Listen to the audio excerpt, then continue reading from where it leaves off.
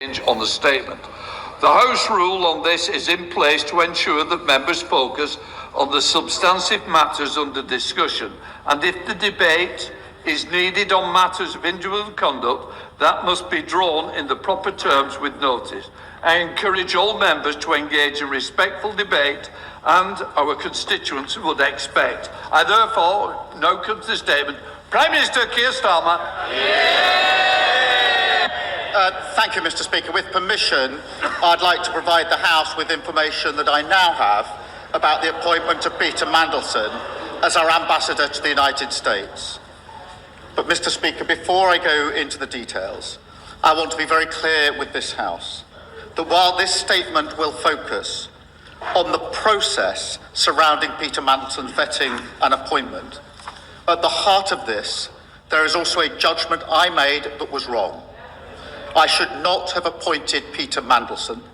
I take responsibility for that decision, and I apologise again to the victims of the paedophile Jeffrey Epstein, who were clearly failed by my decision. Mr. Speaker, last Tuesday evening, the 14th of April, I found out for the first time that on the 29th of January 2025, before Peter Mandelson took up his position as ambassador, the Foreign Office officials granted him developed vetting clearance against the specific recommendation of the United Kingdom security vetting that developed vetting clearance should be denied.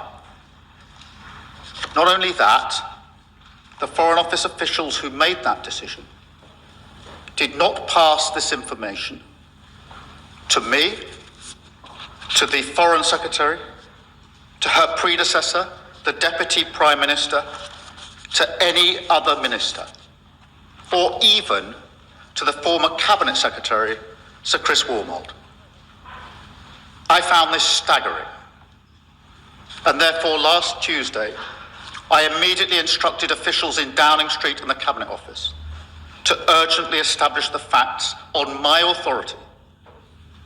I wanted to know who made the decision, on what basis, who knew, and Mr. Speaker, I wanted that information for the precise and explicit purpose of updating this House.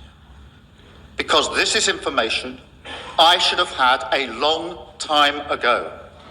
And it is information that this House should have had a long time ago. It is information that I and the House had the right to know. I will now set out a full timeline of the events in the Peter Mandelson process, including from the fact-finding exercise I instructed last Tuesday. Before doing so, I want to remind and reassure the House that the government will comply fully with the humble address motion of the 4th of February. Mr. Speaker, in December 2024, I was in the process of appointing a new ambassador for Washington. A due diligence exercise was conducted by the Cabinet Office into Peter Mandelson's suitability, including questions put to him by my staff in Number 10.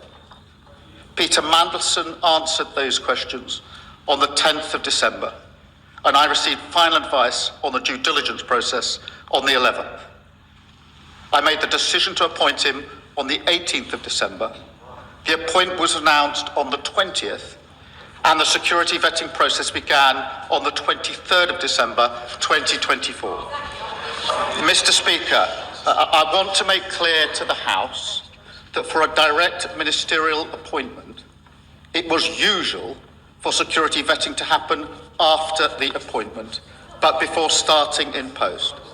That was the process in place at the time.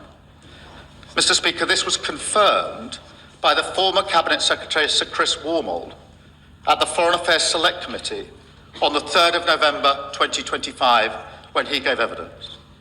Sir Chris made clear, and I'm quoting him now, when we are making appointments from outside the civil service, the normal thing is for security clearance to happen after appointment, but before the person signs a contract and takes up post. At the same hearing of the same Select Committee, the former Permanent Secretary to the Foreign Office, Sir Ollie Robbins, said, and I quote again, Peter Mandelson did not hold national security vetting when he was appointed, but he went on, as is normally the case with external appointments to my department and the wider civil service. The appointment was made subject to obtaining security clearance. Mr. Speaker, after I sacked Peter Mandelson, I changed that process so that now an appointment cannot be announced until after security vetting is passed.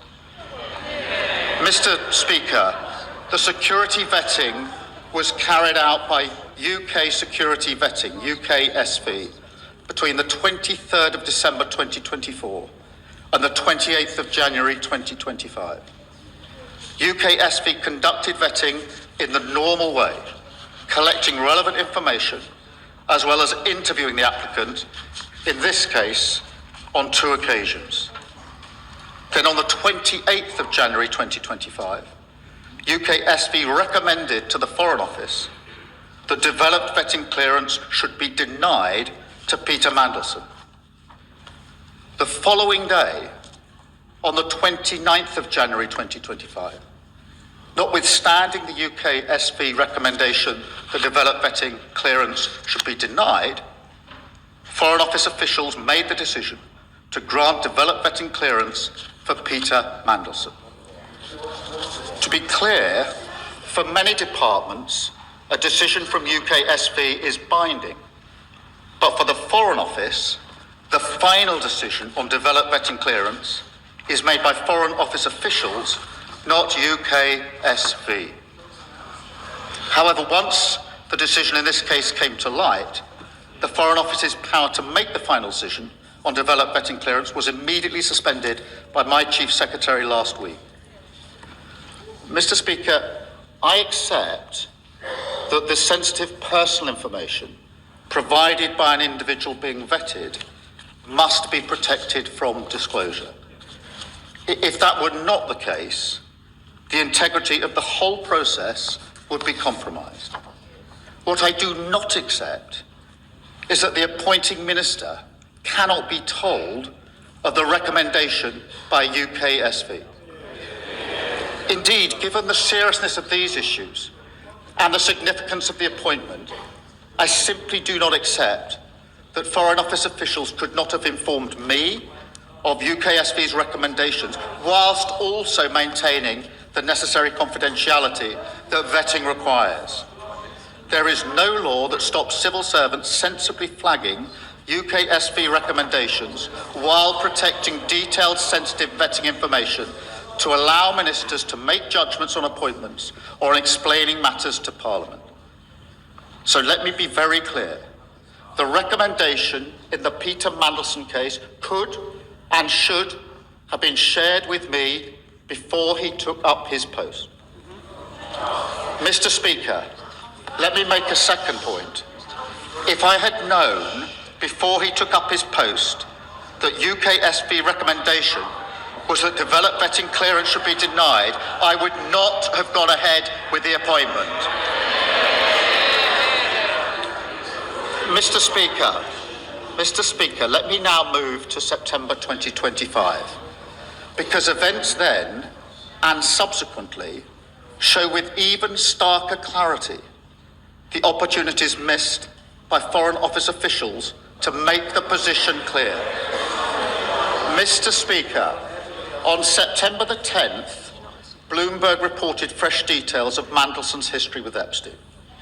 And it was then clear to me that Peter Mandelson's answers to my staff in the due diligence exercise were not truthful, and I sacked him. I also changed the direct ministerial appointments process, so full due diligence is now required as standard. Where risks are identified, an interview must be taken pre-appointment to discuss any risks and conflicts of interest, and a summary of this should be provided to the appointing minister. I also made clear that public announcements should not now be made until security vetting has been completed. Mr. Speaker, in light of the revelations in September of last year, I also agreed with the then Cabinet Secretary, Sir Chris Wormold, that he would carry out a review of the appointment process in the Peter Mandelson case, including the vetting. He set out his findings and conclusions in a letter to me on the 16th of September. He advised me in that letter, and again I quote, "The evidence I have reviewed leads me to conclude that appropriate processes were followed in both the appointment and the withdrawal of the former HMA Washington." When he was asked about this, Mr. Speaker, last week, the then Cabinet Secretary was clear that when he carried out his review, the Foreign Office did not tell him about the UK SP recommendation that developed vetting clearance should be denied to Peter Mandelson.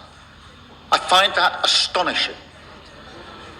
As I said out Odyssey, I do not accept that I could not have been told about the recommendation before Peter Mandelson took up his post. I absolutely do not accept that the then Cabinet Secretary, an official, not a politician, when carrying out his review, could not have been told that UKSB recommended that Peter Mandelson should be denied developed vetting clearance. It was a vital part of the process that I had asked him to review.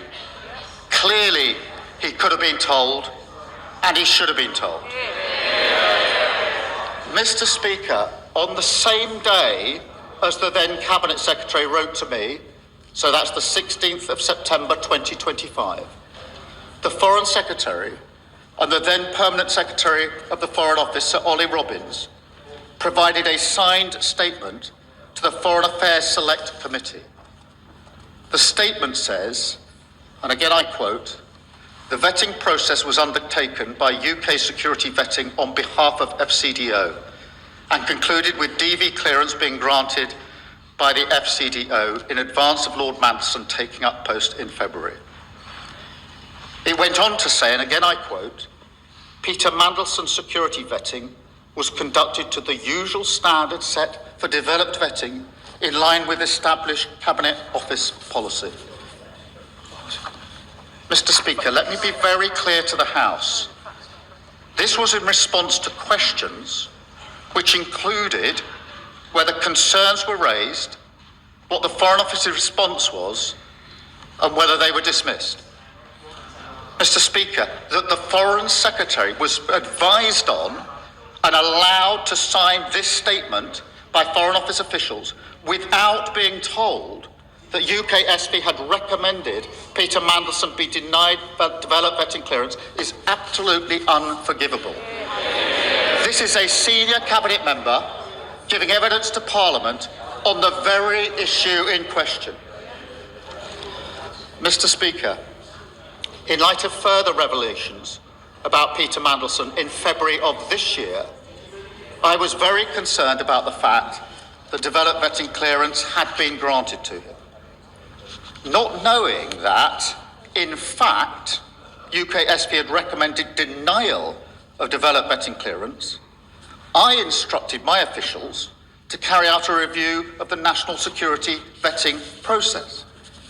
As I set out, I do not accept that I could not have been told about UKSB's denial of security vetting before Peter Mandelson took up his post in January 25. I do not accept that the then Cabinet Secretary could not have been told in September 2025 when he carried out his review into the process. I do not accept that the Foreign Secretary could not have been told when making statements to the Select Committee again in 2025. But, Mr. Speaker, on top of that, the fact that I was not told even when I ordered a review of the UKSB process is frankly staggering. And I can tell the House that I've now updated the terms of reference for the review into security vetting to make sure it covers the means by which all decisions are made in relation to national security vetting. I've appointed Sir Adrian Fulford to lead the review. Separately, I've asked the Government Security Group in the Cabinet Office to look at any security concerns raised during Peter Mandelson's tenure. Mr. Speaker, I know many members across the House will find these facts to be incredible.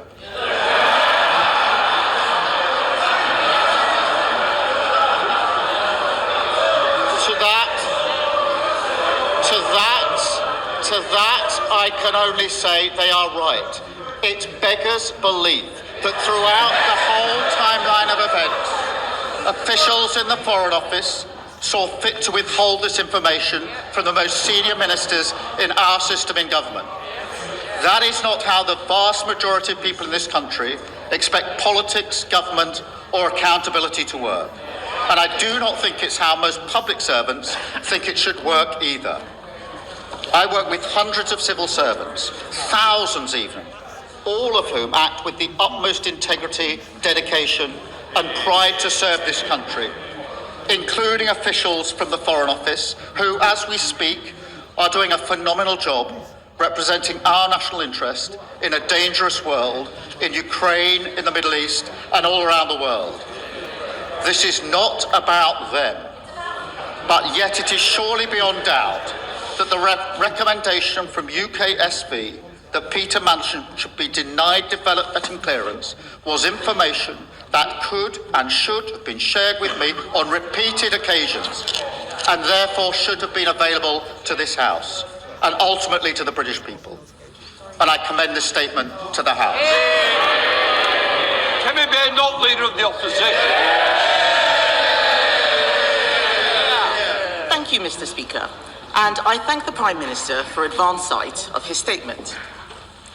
His reputation is at stake. Everyone is watching. It is finally time for the truth.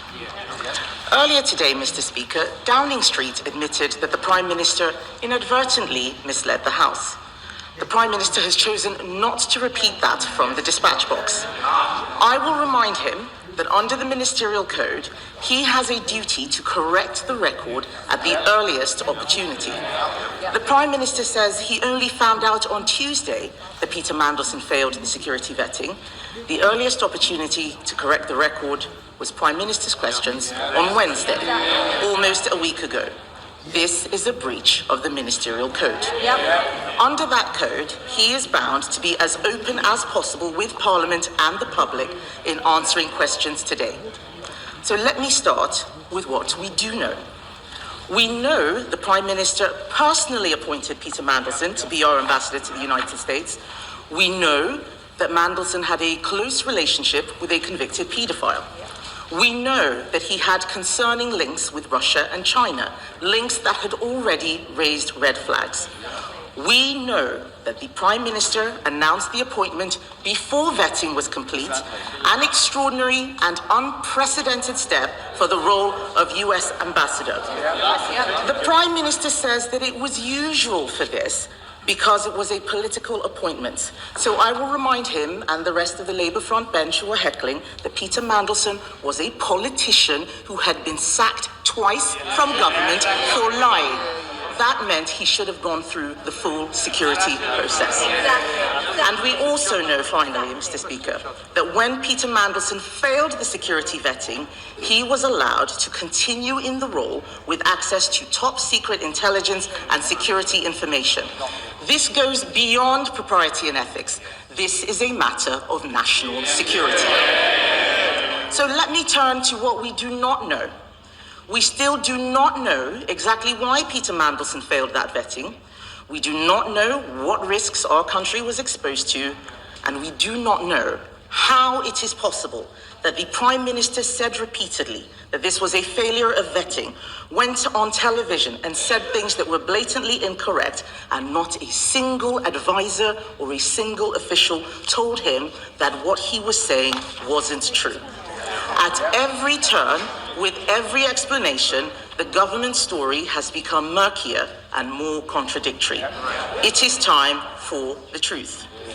There are too many questions to ask in the allotted time, Mr. Speaker, so I'm now going to ask the Prime Minister just 6 questions, and I have taken the unprecedented step of providing these questions to the Prime Minister in advance. So he has them in front of him, and I have asked for these questions to be put online for the public. They and I expect him to answer. The Prime Minister appointed a national security risk to our most sensitive diplomatic post. Let's look at how this happened. the right honourable gentleman told me at PMQs in September 2025 that full due process was followed in this appointment. We now know that in November 2024, Lord Case, the then Cabinet Secretary, told him this process required security vetting to be done before the appointment. He did not mention any of what Lord Case said in his statement earlier. So, first question. Does the Prime Minister accept that when he said on the floor of the House that full due process was followed, this was not true? Secondly, on the 11th of September last year, journalists asked his Director of Communications if it was true that Mandelson had failed security vetting. These allegations were on the front page of a national newspaper, and yet Number 10 did not deny the story. Why? 3. Will the Prime Minister repeat from the dispatch box his words last week that no one in Number 10 was aware before Tuesday that Mandelson had failed his vetting? The Prime Minister says he's furious that he wasn't told the recommendations of the vetting. Yet on the 16th of September, a Foreign Office Minister told Parliament, and I quote, "The national security vetting process is rightly independent of ministers who are not informed of any findings other than the final outcome." This was the government's stated process. So why is the Prime Minister so furious that it was followed? On the 4th of February 2026, the Prime Minister, fifth question, Mr. Speaker, on the 4th of February 2026, the Prime Minister told me from the dispatch box that the security vetting he had received had revealed Mandelson's relationship with Epstein. How could he say that if he had not seen the security vetting? And finally, Mr. Speaker, Sistema is a Russian defense company closely linked to the Kremlin and Vladimir Putin's war machine. Was the Prime Minister aware before the appointment that Peter Mandelson had remained a director of that company long after Russia's invasion of Crimea? Mr. Speaker, everyone makes mistakes. It is how you face up to those mistakes that shows the character of a leader. Instead of taking responsibility for the decisions he made, the Prime Minister has thrown his staff and his officials under the bus. This is a man who once said, "I will carry the can for the mistakes of any organisation I lead." Instead, he has sacked his Cabinet Secretary. He has sacked his Director of Communications. He has sacked his Chief of Staff. And he has now sacked the Permanent Secretary of the Foreign Office. All of these people fired for a decision he made. The Right Honourable Gentleman's defence is that he, a former Director of Public Prosecutions, is so lacking in curiosity that he chose to ask no questions about the vetting process. He asked no questions about Mandelson's relationship with Epstein. He asked no questions about the security risk Mandelson posed. Apparently, he didn't even speak to Peter Mandelson before his appointment. It doesn't appear that he asked any questions at all. Why? Because he didn't want to know. He had taken the risk, he had chosen his man, Whitehall had to follow. It is the duty of the Prime Minister to ensure he is telling the truth, or does the Ministerial Code not apply to him? I'm only holding the Prime Minister to the same standard to which he held others. On the 26th of January 2022, the Right Honourable Gentleman said to a previous Prime Minister at this dispatch box, if he misled the House, he must resign. Does he stand by those words, or is there one rule for him and another for everyone else? Mr. Speaker, let me respond to those points. Firstly, when I found out what had happened on Tuesday evening last, I wanted to have answers to the question, who made the decision to recommend, to give clearance on developed vetting contrary to the advice, why that was done, and who knew about it, so that I could provide the information to the House, Mr. Speaker. That is the exercise that's been conducted since Tuesday evening and today, so that I could come here today to give the full account to the House, which I've just set out. Mr. Speaker, she asked me about developed vetting security clearance after the appointment. I set out that wasn't me saying that. I read out the evidence of the former permanent secretary about that, and the former cabinet secretary in relation to that. And I think the quotes that I've given to the House are clear enough in relation to that. She also asks why Peter Mandelson failed. Mr. Speaker, it's important to make a distinction between the information provided to the review and the recommendation. The information in the review must be protected and has been protected, because otherwise the integrity of the entire system would fall away. But the recommendation doesn't need to be protected and should not have been protected. Mr. Speaker, in relation to her questions, in relation to the answer about full due process, that was the information that I had, that I put before the House, and it was confirmed to be by Sir Chris Wormald, because in September I asked him to conduct a review of the process to assure me that the process was correctly carried out. He did that and wrote to me on the 16th of September, giving me that his conclusions. In relation, Mr. Speaker, to reports in the media, Number 10 was repeatedly asked about the facts surrounding Peter Mandelson's clearance, and was assured that the proper process was followed in that case.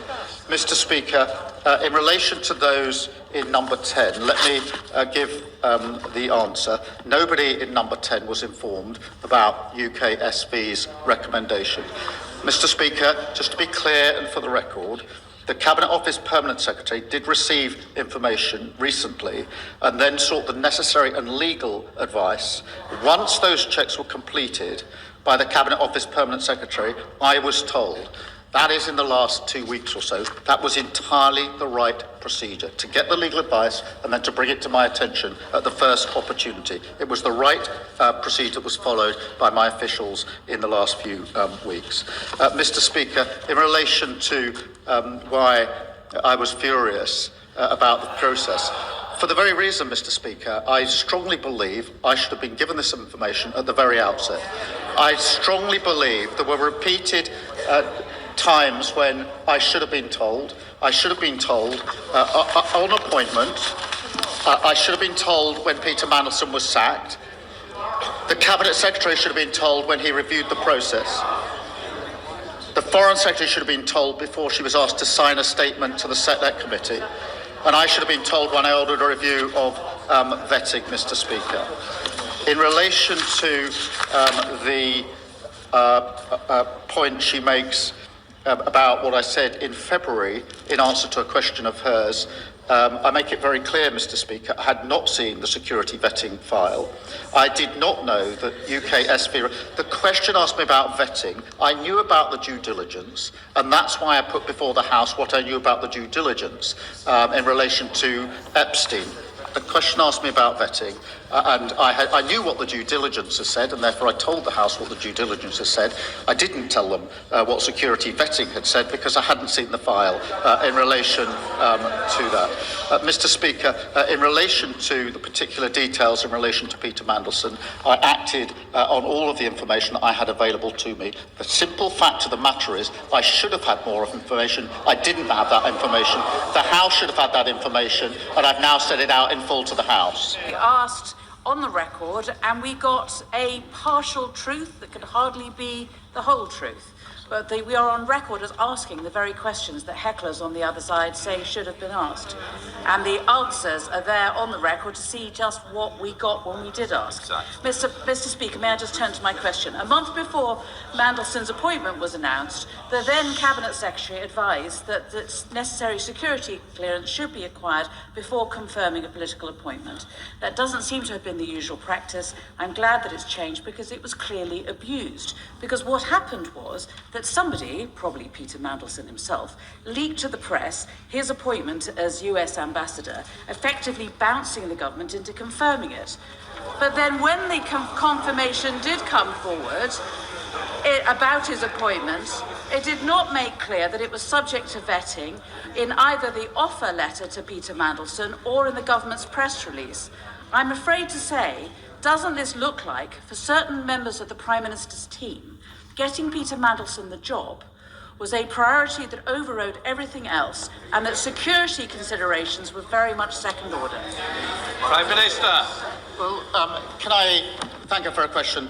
The her committee did ask relevant questions, and that's why I have indicated that it was unforgivable that the Foreign Secretary was asked to sign a statement in response to those very questions without being told about the recommendation. The questions were asked. She was advised and asked to sign a statement without being told the relevant information, and that is unforgivable.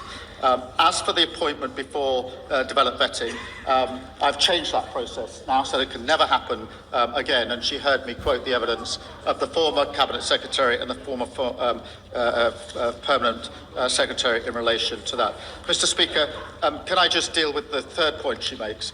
And that is that somehow the Downing Street's wish to appoint Peter Mandelson overrode security concerns. Mr. Speaker, let me be very clear. If I had been told that Peter Mandelson or anybody else had failed security and had not been given clearance on security vetting, I would not have appointed them. A deliberate decision was taken to withhold that material from me. A deliberate decision was taken to withhold that material. This was not a lack of asking. This wasn't an oversight. It was a decision. It was a decision taken not to share that information on repeated occasions. Say it, David, leader of the Liberal Democrats. Thank you, Mr. Speaker. It's 2022 all over again. Back then, when he stood on this side of the House, it was Boris Johnson who was accused of misleading Parliament and scapegoating senior officials. The then Leader of the Opposition couldn't have been clearer. The public need to know, he said, that not all politicians are the same, that not all politicians put themselves above their country, and that honesty, integrity and accountability matter. So he promised change, Mr. Speaker. He promised to break the cycle and stop the chaos. He promised a government with, and I quote, more focus on long-term strategy, not the short-term distractions that can animate Westminster. I'm afraid the fact that he even had to make the statement today shows how badly he has failed, how badly he has let down the millions of people across our country who are so desperate for change. He blames his officials. He says he had no idea. He gives every impression of a Prime Minister in office, but not in power. The facts remain, even on his own account. The Prime Minister appointed Peter Mandelson as Ambassador to the United States even after he had been warned about his relationship with Jeffrey Epstein.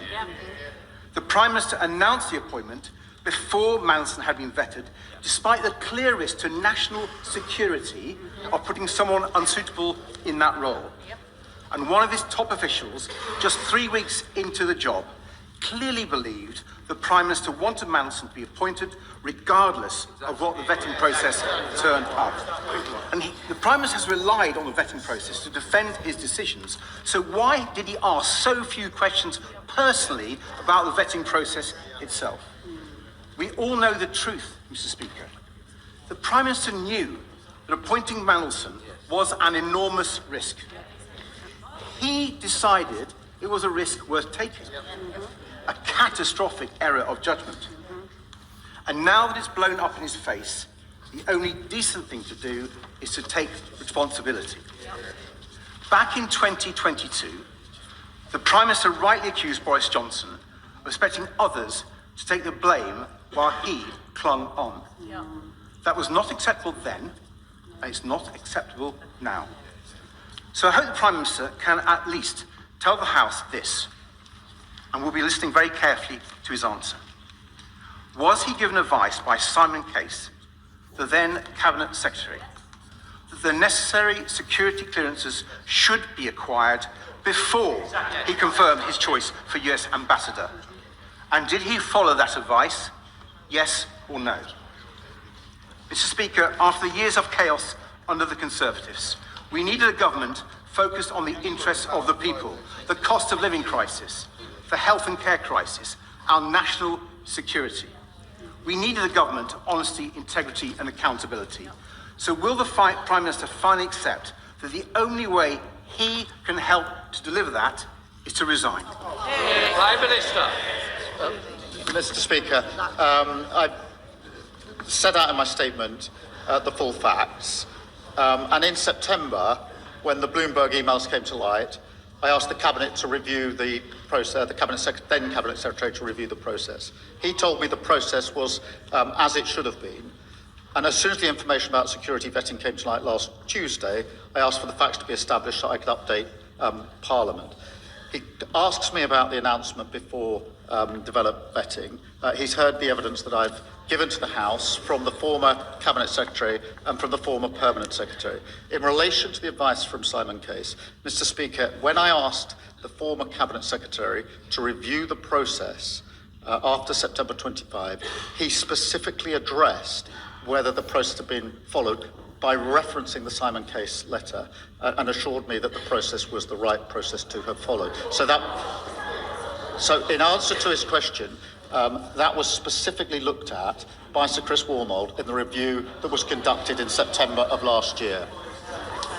Dame Diana, but the...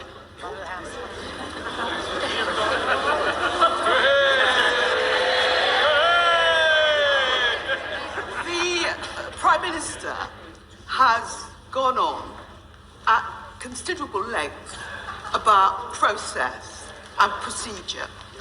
But ordinary people don't really care about process and procedure. They want transparency and they want to know that they can have confidence in the words of elected politicians, like all of us in this chamber. On the question of Peter Mandelson, it was in the 90s that Peter Mandelson had to resign from the Cabinet for the first time because of his dealings with the millionaire Geoffrey Robinson. It was a few years later he had to resign for the Cabinet for the second time because of his relationships with the billionaire Hinduja family. Peter Mandelson has a history.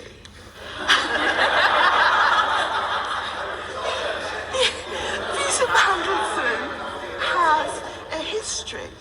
And what this House wants to know is why, knowing Peter Mandelson's history, going back now 30 years, and given what has been known, it's one thing to say, as he insists on saying, nobody told me. Nobody told me anything. Nobody told me. The question is, why didn't the Prime Minister ask?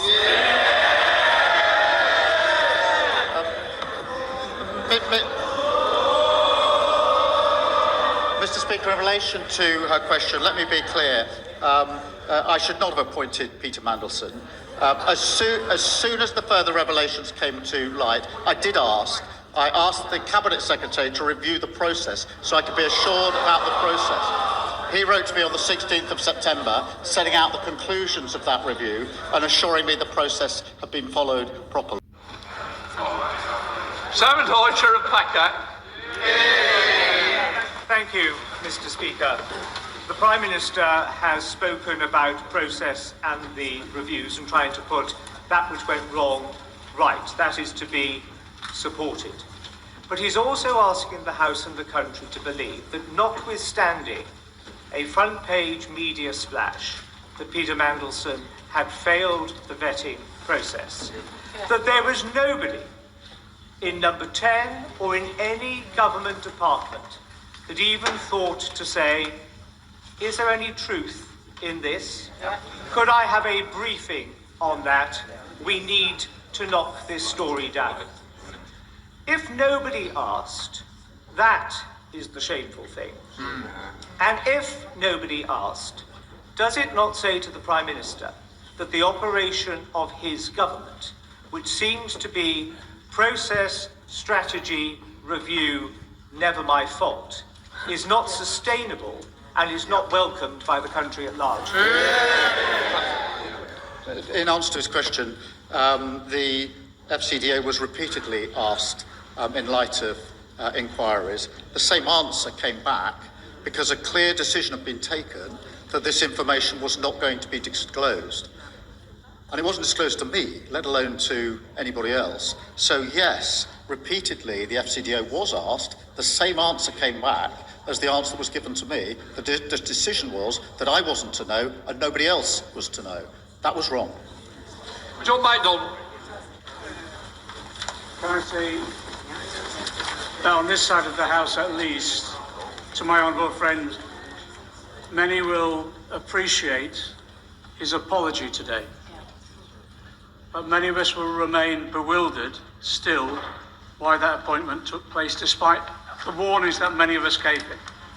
And isn't the reality this, that when he sought to realise his ambition to become leader of the Labour Party, with very little base within the party, he became dependent on McSweeney and Mandelson and Labour together to organise, fund his election. And that when he became Prime Minister, the reward for McSweeney was control of Number 10, and for Mandelson, the highest diplomatic office. And the message, the unspoken message to civil servants was, what Mandelson wants, Mandelson gets. This has damaged the party that I've been a member of for 50 years. I urge him to take steps to clear this toxic culture out of our party and take the first step by having an independent inquiry to Labour together. Prime Minister. Mr. Speaker, can I just deal with what's at the heart of that question in relation to an unspoken message to civil servants? I don't accept that.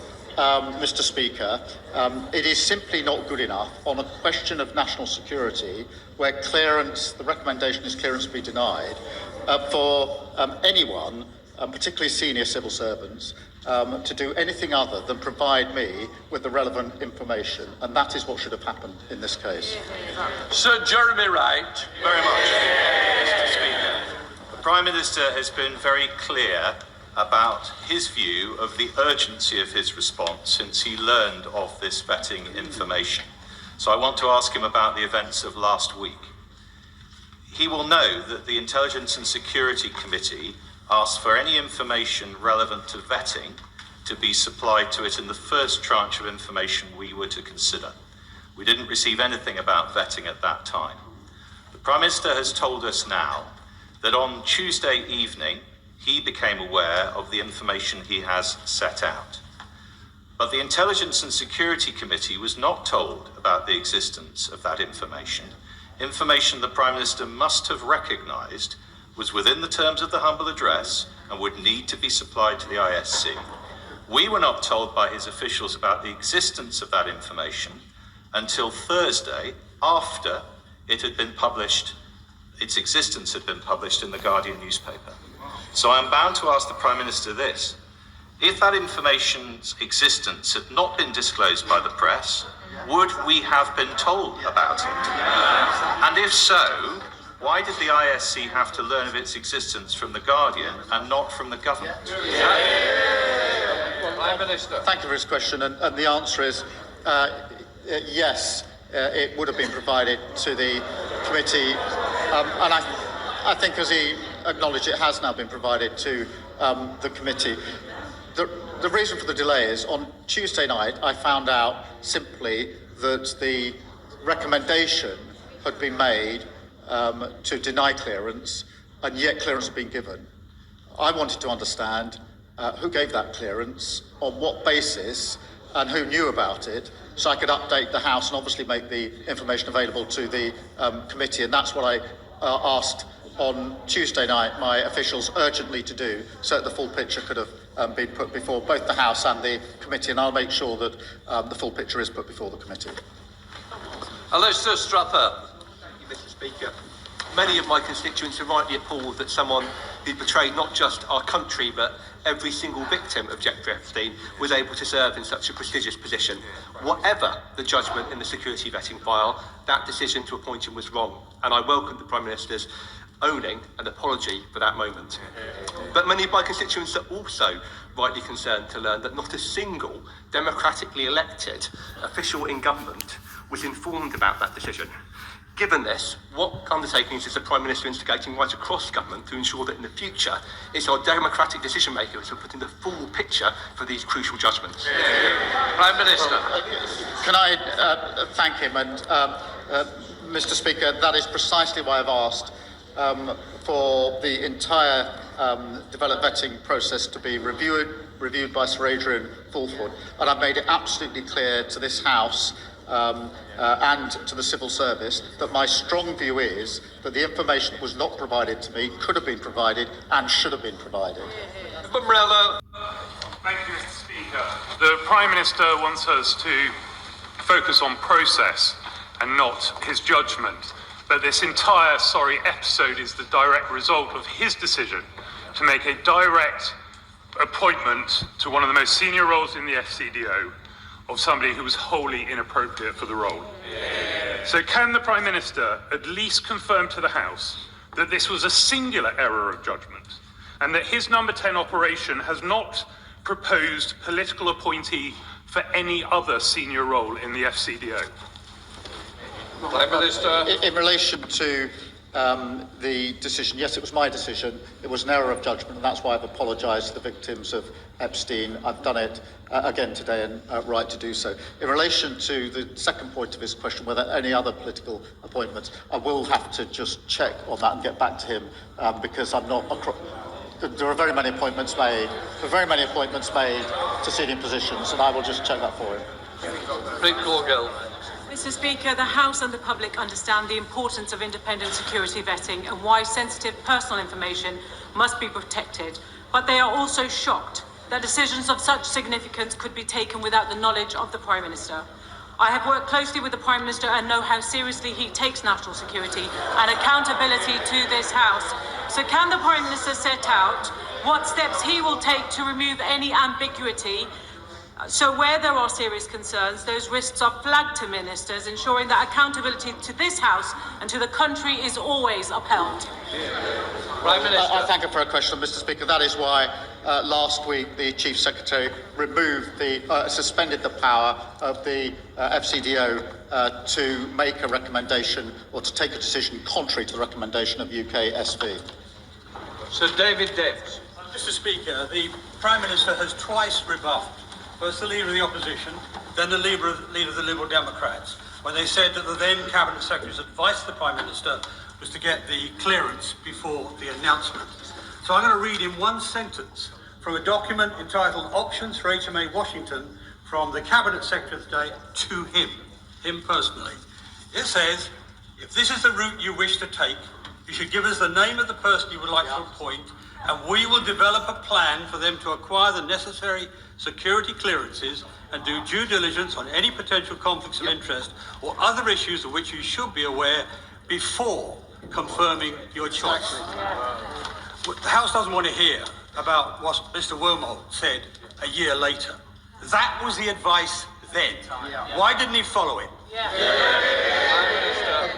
Mr. Speaker, he reads out the passage from Mr. Case's advice. The process that was followed was what I understood to be the usual process. In other words, the appointment was subject to the security vetting. It is why, when Sir Chris Wormholt looked at it in September, he addressed the question by reference back to Simon Case's letter, because I wanted to know the process that had been followed was the right process. And that is what Sir Chris Wormholt looked at. He looked at it expressly by reference to the Simon Case letter that has just been read out and assured me that the right process was followed when he reviewed it.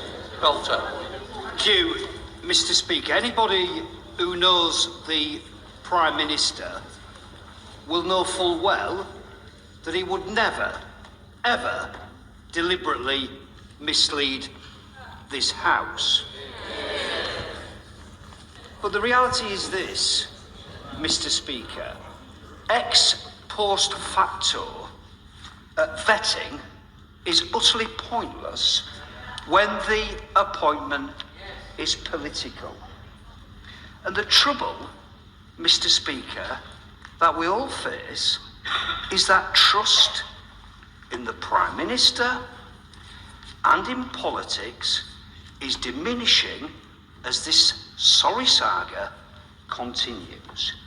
So in the 17 days we have leading to those very important elections, never mind question, those very important elections, what does the Prime Minister propose to do to win back the trust of the country? Prime Minister. Mr. Speaker, in relation to his point about vetting in relation to political appointments, I don't agree, but I do agree that the due diligence for direct ministerial appointments should be the same as for any other appointments.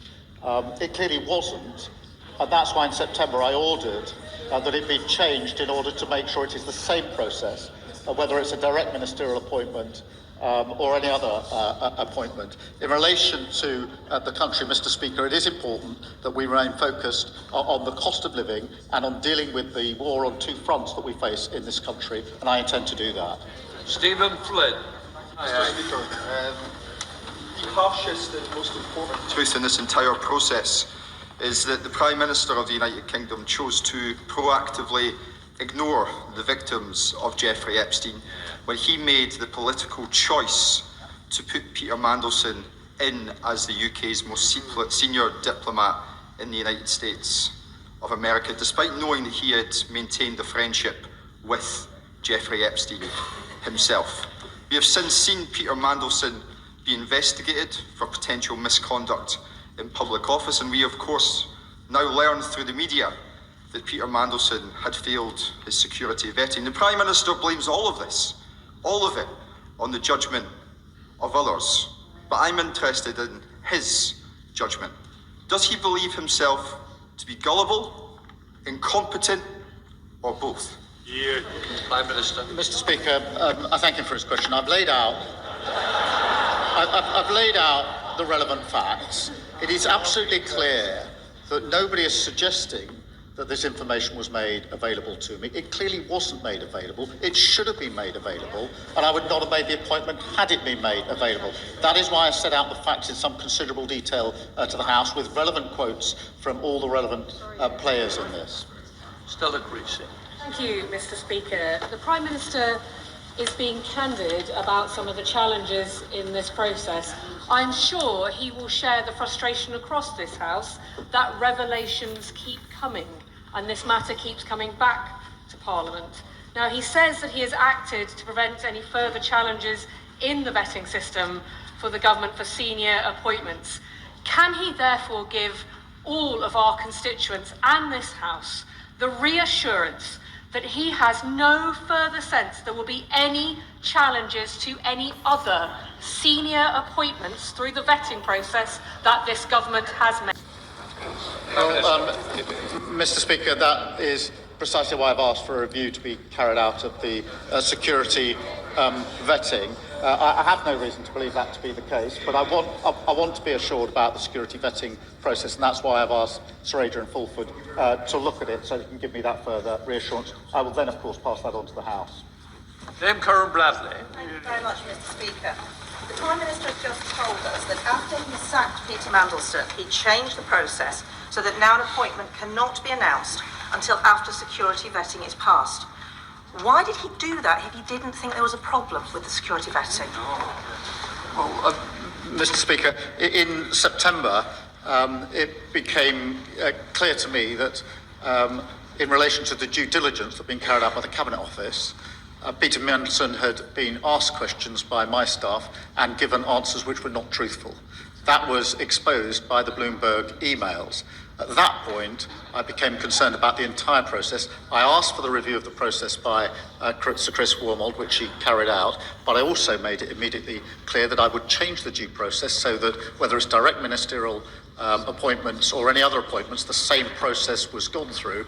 And I also wanted to make it clear that I didn't think that it was right that appointments should be announced before security vetting was gone through in any circumstances, and therefore I changed it straight away. Rachel Blake. Thank you, Mr. Speaker, my constituents are deeply concerned about the appointment of Peter Mandelson, and they want to see complete transparency going forward. I'm really concerned to read that the civil servants in the Cabinet Office may have had this information about a month ago, and it has taken them this long to be able to be in a position where they can share the information with the democratically elected person making this appointment. What can the Prime Minister share with us today so that we don't have to face this type of issue going forward? Prime Minister. Can I address that head on? Because what happened was that the information came to the attention of senior civil servants who were in fact doing the compliance work on the humble address. When they saw the information about developed vetting, they took legal advice straight away to ask whether it was legal to disclose that to me. They got that advice, and as soon as the advice was given, they disclosed it to me straight away last Tuesday. That was the right and appropriate thing for them to do. There's no criticism of what they did. Rachel Gilmore. Thank you, Mr. Speaker. We know that last September, MI6's finding that Mandelson's compromising business interests was accurate. I mentioned it myself on September the 15th in 2025. He failed his security vetting. We also know the former Cabinet Secretary advised the Prime Minister to carry out security clearance for Mandelson before his appointment. It was reported in the Times yesterday that Mandelson was given strap, very, very highest security vetting, well beyond DV, despite being failed for DV. It is likely that the Americans will have serious questions about what secrets of theirs a compromised British ambassador might have accessed. Despite all this, we also know that the PM and Number 10 were utterly determined to appoint Mandelson as ambassador to DC, come hell or high water. My question is why? Prime Minister. I assure her that I have ordered a review of any national security issues arising in relation to what I found out last Tuesday, and I'll obviously update the House when that review is complete. Dr. Rupa. Thank you, Mr. Speaker, and I also thank the Prime Minister for his heartfelt statement, and, if we're judging parties on actions, not words, for reviving the post of anti-corruption czar. It was vacant for 3 of his predecessors, years and years, starting with Boris Johnson's lockdown breaches. So can I ask the Prime Minister, now that we have the heavyweight Margaret Hodge in post, what plans does he have for this broader policy area? Well, I'm sure that Margaret Hodge will do a very good job in that role, as she's done in so many other roles previously. Sir Julian Lewis. Who first suggested to the Prime Minister that Mandelson should be appointed as our ambassador to the United States, or was it just his own idea? Did it never cross his mind that Mandelson was at risk of failing the vetting process? And before sacking Oliver Robbins last week, did the Prime Minister ask him why he overruled the verdict of the security vetters, and if so, what was his explanation? I did ask him, and I didn't accept his explanation. That's why I sacked him. Rachel Maskell. Thank you, Mr. Speaker. At the beginning of February, in February 2026, we learnt that Peter Mandelson had shared highly sensitive government information with Jeffrey Epstein from the former Prime Minister Gordon Brown. At that juncture, if I was in his shoes, I would have been forensic in recognising a security risk and wanting detailed answers. What's not adding up for me is why we are now in mid-April before we get this information, and why the Prime Minister didn't drill down to ensure that we had the security information, which clearly we learnt that Peter Mandelson had breached. Well, Mr. Speaker, it was at that point that I did order the review of the security vetting, because I was concerned that it had failed. In fact, because of information I wasn't given, it hadn't failed. It had actually given the recommendation that clearance should be denied. the fact that when I ordered a review of UKSV, senior officials in the Foreign Office didn't at that stage, if at no other stage, bring to my attention the information they hadn't told me is astonishing, because I was ordering a review of the process, which which looked as though it had failed, when in fact it had flagged the relevant concerns. So Oliver Dalton. Thank you, Mr. Speaker. Further to the point from my honourable friend, the member for New Forest West, I think the Prime Minister does owe it to the House to tell us what Sir Ollie Robbins' response to him was when he said he'd overruled that advice, because in my experience, senior officials are actually very keen to deliver on the wishes of ministers, particularly a newly elected Prime Minister. And my concern here is that implicitly, as other members have made the point, Sir Ollie Robbins was responding to a desire from the Prime Minister, because it was perfectly clear in all of the newspapers the allegations are out there about Peter Mandelson, but the Prime Minister decided to proceed anyway. The official wished to deliver on the desire of the Minister. That's why he overruled the advice, and I fear also gave him the Prime Minister a degree of plausible deniability. Prime Minister. Let me answer that. In relation to Sir Ollie. Let me start by saying he's had a distinguished career, and I must say that, and I do say that.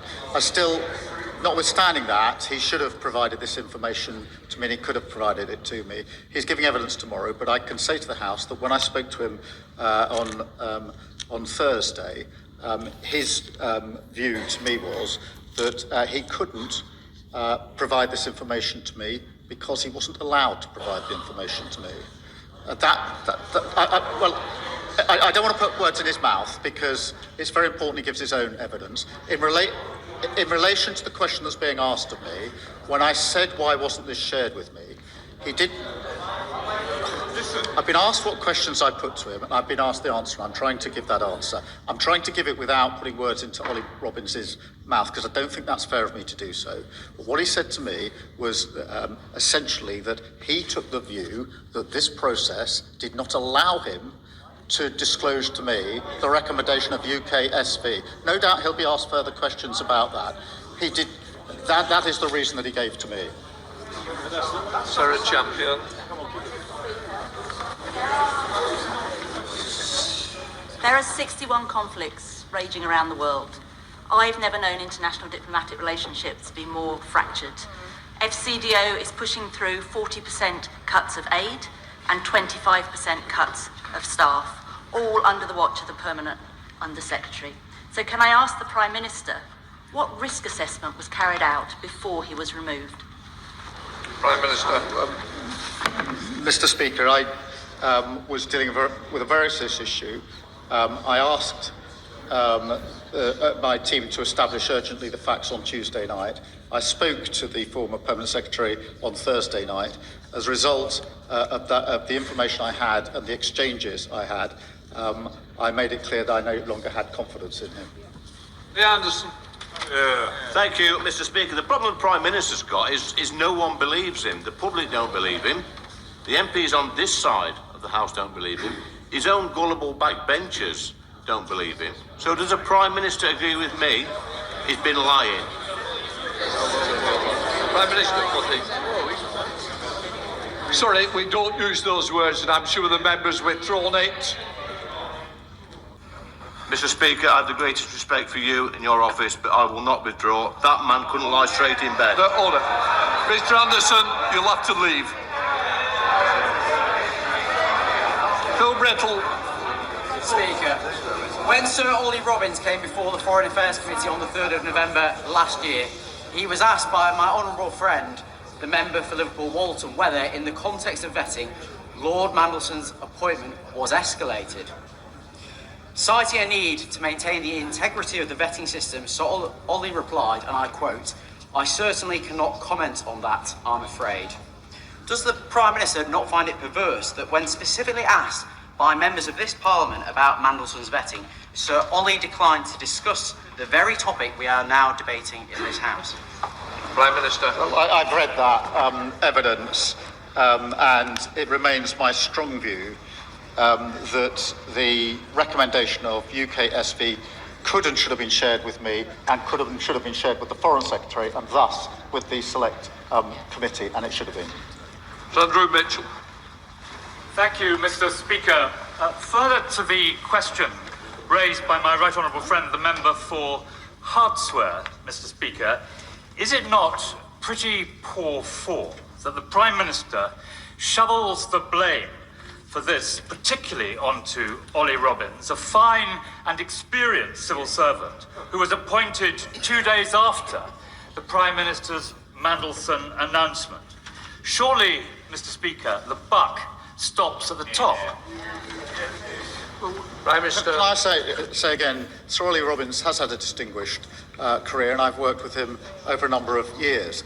Nonetheless, he could and should have shared this crucially relevant information with me before Peter Mandelson took up his post, and he should have done at various points after that. And it was because of that that I lost confidence in him. That doesn't mean he hasn't got a distinguished career. He does have a distinguished career. Davey. Thank you, Mr. Speaker, and I thank the Prime Minister for his statement. I know the Prime Minister is aware that public confidence in politicians needs to drastically improve in order to retain the public's trust. With this in mind, Reform has been accepting donations from millionaires in cryptocurrency, making it difficult to trace who actually funds them. Does the Prime Minister agree that Reform relying on millionaires' dodgy cryptocurrency is a security risk? Mr. Speaker, we've taken a number of measures in relation to crypto. Relevant, don't worry, let's move on. Stephen Bartley. Thank you, Mr. Speaker. In the readout of the Prime Minister's meeting on the 15th of April on vetting, it says, and I quote, "There is no evidence that the decision to grant DV, despite the UKSV advice, had been disclosed to anyone outside FCDO and UKSV until the vetting document itself was shared with the Permanent Secretary of the Cabinet Office." Is he therefore saying that neither the Chair of the Joint Committee on Intelligence nor the National Security Advisor were aware of this security risk with our most important strategic ally until the vetting document itself was shared with Cat Little? Prime Minister. So sorry. I understand that to be the case. Obviously, no, I'm only saying that it wasn't my decision to withhold it. I understand, if I've understood Sir Ollie's position correctly, that his argument is he can't share it, or he couldn't share it with anyone. With anyone. That's as I understand it. It certainly wasn't shared with the National Security Advisor. I don't think it was shared with anybody else. But it's a question that as far as I know, it hasn't been until it was seen by my officials, legal advice was taken and shown to me. It wasn't shared with anybody else. Rinder Singh Joseph. Thank you, Mr. Speaker. I thank the Prime Minister for his statement and the clarity contained within that, and for his apology again. Despite the protestations of leaders of parties opposite and members opposite, and including some on these benches as well, I'm sure everybody in this House agrees that the government of the day should take advice of our intelligence and vetting services and act on it. In view of everything we've heard, and this is a fundamental question for me, how can government act on intelligence service and vetting advice if ministers never get to receive that advice? Prime Minister. Well, Mr. Speaker, in many instances, it's the recommendation of UKSV that is effectively the final decision. So, of course, it's known. In the Foreign Office, there is the additional part of the process in which the final decision is, in fact, taken by the Foreign Office officials rather than the recommendation of UKSV. That is what has now been suspended, so that in the Foreign Office as well, the recommendation of UKSV is what matters. Gavin Robinson. Thank you very much, Mr. Speaker. Mr. Speaker, the Prime Minister knows that he is the main character in an ongoing national scandal. And given all the blame apportioned in his statement, it is incredible that only one person has lost their position.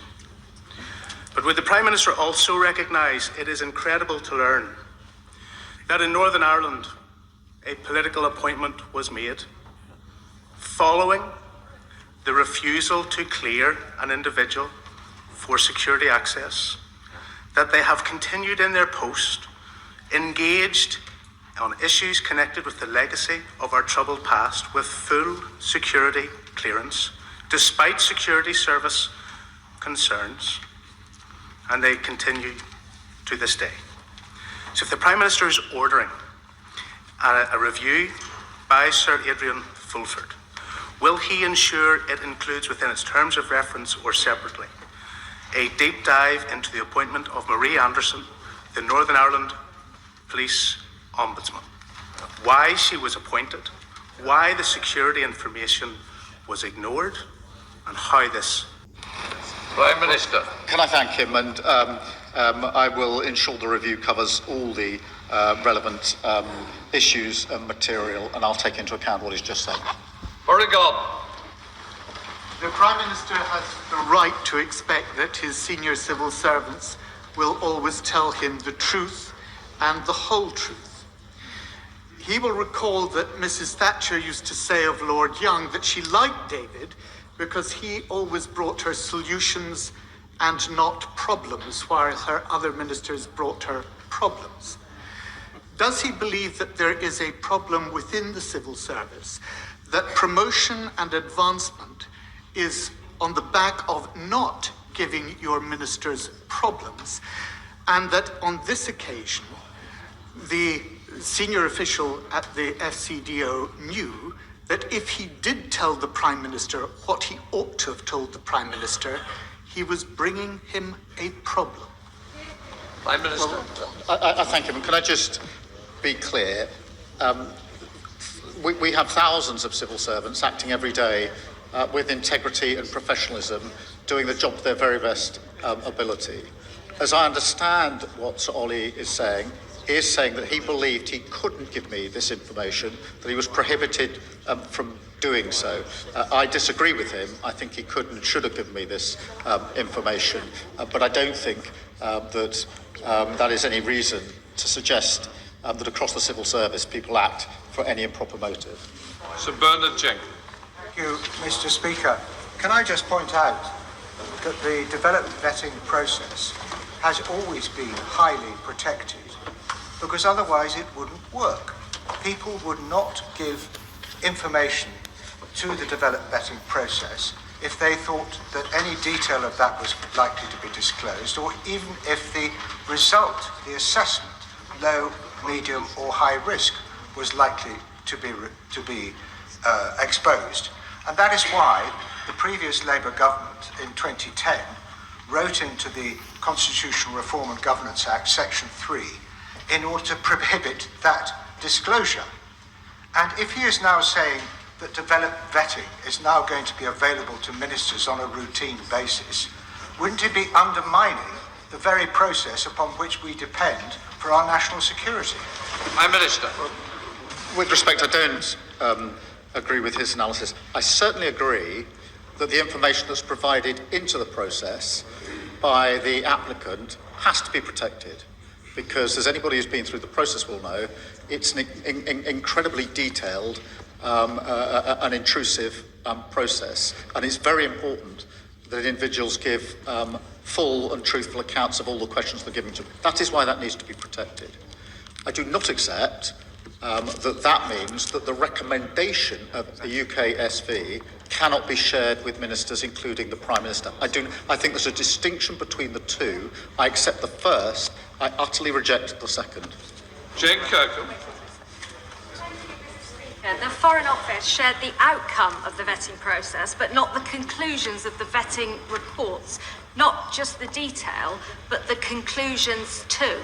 If the Prime Minister's going to own a decision, he needs to know what is within it. What changes will he be making to stop this happening again? Prime Minister. Well, I thank you for a question, and that's why I've asked for a review of the entire process, so it can be looked at from start to finish, including the question of whether there should be any circumstances in which the recommendation of UK SV could not be followed. Lisa Small. Mr. Speaker, I'm going to try again, because a number of members and right honourable members have asked a question, and I'm not quite sure I heard an answer from the Prime Minister.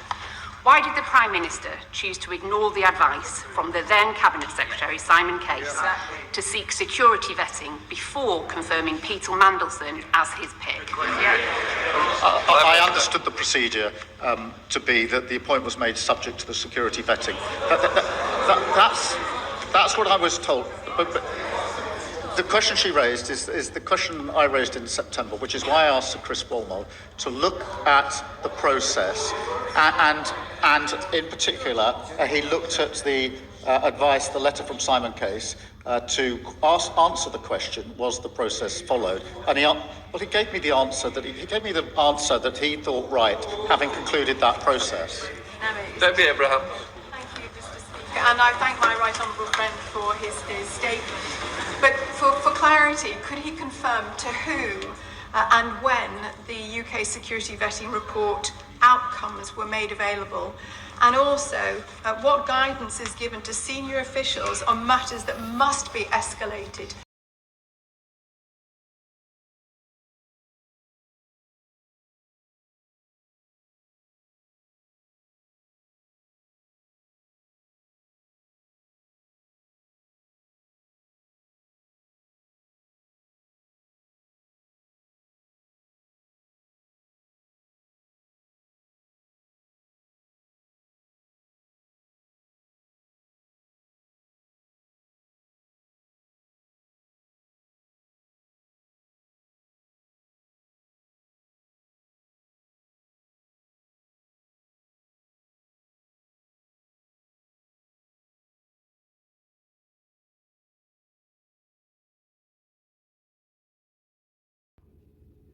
I am so grateful that you have decided to go away from internet.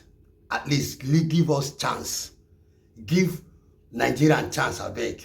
Yes, don't even return again, sef. Why are you making it 1 month? Don't do it 1 month. Don't do it 1 month. Just go away because you don't have anything. You don't have anything on the table. There is no point for you to say you are coming back to internet after on the 1st of whatever month, on the 1st of next month. No, you need to just go. Not only 1 month. Don't give 1 month. Stay away forever. Stay away, my man. Stay away. Please stay away, Mr. Man. Please go and stay away because you come here and you manipulate. But before you stay away, please. Can you please tell us about the NGO money? Because the NGO is very, very important. We need that NGO. You need to tender it because it's a public fund. Because that money must be used for the school. And must be used for the school, not for you to do an office for yourself. Do an office where you go and sit in the office when you said you are not going to be the CEO of that CEO of that office. How you say you bring lawyers, NYSC, and yet people are outside your office. They are outside the office on the sun, on everything, staying there. They could not even be able to access. When you drive, you just drive in whim, enjoying yourself, relaxing, and you refuse to see them. You only see those ones that you know their public face. That when you put their content online, it will blow. It will keep you relevant. Please, I beg you, please go away. Don't return back to the internet again. Don't come back. Stay, both Facebook, Instagram, or wherever place. Don't come back. Go YouTube. Just stay. Don't post again. Please. Because you come every day, you post content. Please go away. Yes, that is what I'll go away. Just don't even post again. That is all I have to tell you. We don't need you. Your content is causing us headache. Please go away, my brother. Go. You can't even call my brother. Go away, very dark man. Please, just go away. Yeah, go away. Go and stay. Go holiday for a very long time. Go and don't post again. Before you come and be manipulating, causing chaos here, causing a lot of things. We want to be focused on the thing that matter most now. We want to be focused because right now Nigeria is going to election and we want to make better Nigeria. There's no way you are bettering Nigeria for us. So we want to better Nigeria. We want to select who our president will be, who will sit on that seat and make Nigeria better. Help the youth. Help the youth. You understand me? Mostly the youth who are the futures of tomorrow. Help put school, put medical center, put security in that country. make things better, bring Nigeria back to how Nigeria should be. Please, that's what we need. We don't need people like you. Yeah? Please go and hide your face. Oh. Go away, just like you promised. Don't, because if you post it again, if you post it again, now koboko wey God go use for you, koboko wey God go use for you, that koboko, nobody don't create am before. As for me, Jimmy White, oh, I don't talk am.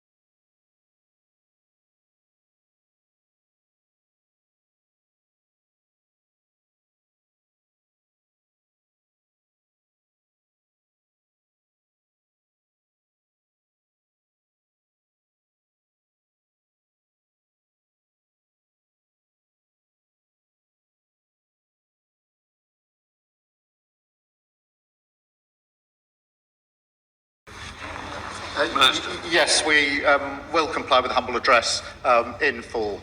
That is the process that's going on. Mr. McVeigh. Thank you, Mr. Speaker. The Prime Minister said today, I know many members across this House will find these facts to be incredible. He's right, we do, along with his staggering lack of curiosity and his inability to take on board warnings about his good friend Peter Mandelson, because the Prime Minister was given a due diligence document by the Cabinet Office which told him several reasons why Peter Mandelson should not be appointed. Fired twice from government, business dealings in Russia and China, and the fact that he'd maintained a relationship with Epstein after his imprisonment for paedophilia. The Prime Minister knew this, but appointed him anyway. Why, Prime Minister? Why? Prime Minister. Peter Mandelson was asked various questions on the back of the due diligence exercise, and he didn't tell the truth in those answers. But look, the decision to appoint him was an error. It was my error, and I've apologised for it. Sir Russell. Thank you, Mr. Speaker. It is accepted by many on these benches that the Prime Minister did not know the outcome of the vetting. But the Cabinet Secretary came on Tuesday, and she had clearly spent a month researching whether or not she could provide the advice that she did. So she clearly thought very carefully about the information that she brought. When the Prime Minister then launched an investigation, rather than coming straight to the House with the information that she had provided, was that because the information was insufficient to present to the House? And if so, when was he planning to come to the House? Prime Minister. It was insufficient because all it told me was that the recommendation of UK SV was to deny clearance. What it didn't tell me was who then provided the clearance, why did they do it, and who knew. And they were questions that the House obviously would want to raise with me, and that's why I urgently asked for those facts to be established so I could come to the House today and provide the full account that I have provided to the House. Colin Miller. The ballot vetting should be carried out before someone has, and I quote, frequent and uncontrolled access to top secret material or any access to top secret or coded otherwise known as strap material. The Prime Minister has promised full transparency, so I ask him 3 questions. Did Peter Mandelson have access to any top secret or strap material before his DV clearance on the 29th of January? Did Peter Mandelson have any restrictions placed on his access to top secret or strap material during his time in Washington?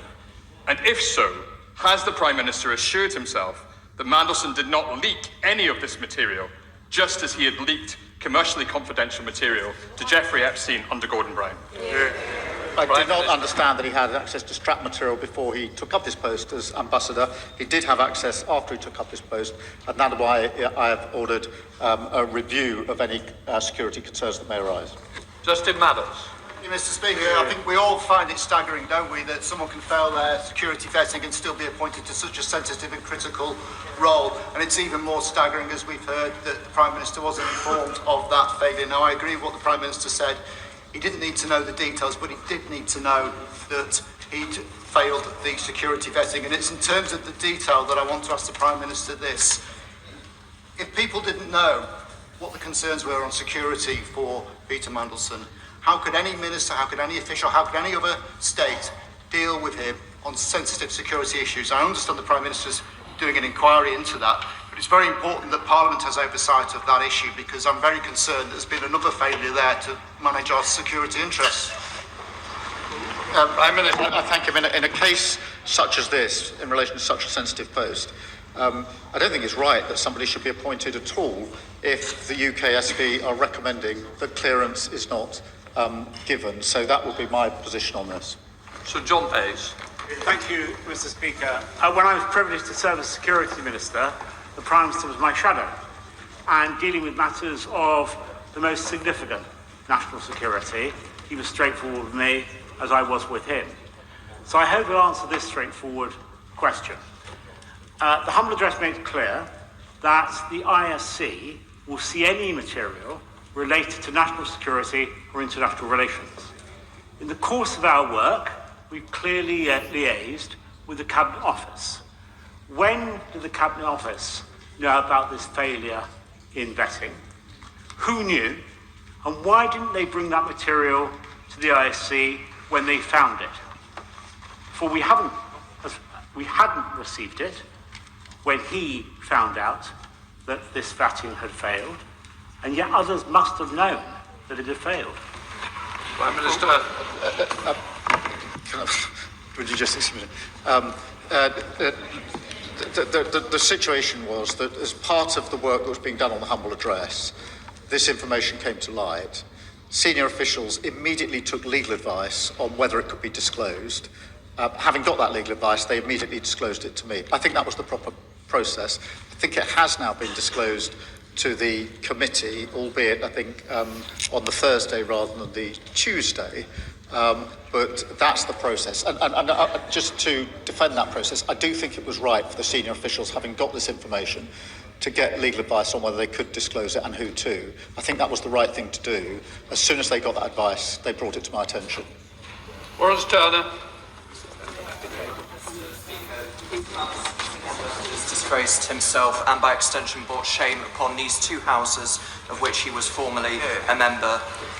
Does the Prime Minister agree that the famous Armstrong Memorandum on the conduct of a civil service was correct and holds true today when it said, "It is the duty of a civil servant to make available to the Minister all the information and experience at his or her disposal which may have a bearing on the policy decisions to which he is committed or preparing to make, and to give to the Minister honest and impartial advice without fear or favour, and whether that advice accords with the Minister's view or not." Prime Minister. Yes, I do agree with that, and that's why this information could and should have been shared with me at the first opportunity, and that was before Peter Mandelson took up his post as ambassador. There's several Roberts. The Prime Minister is hiding behind a thicket of legalese and procedure, but he has a track record of appointing Labour's most favoured sons and daughters to plumb government jobs and into the House of Lords.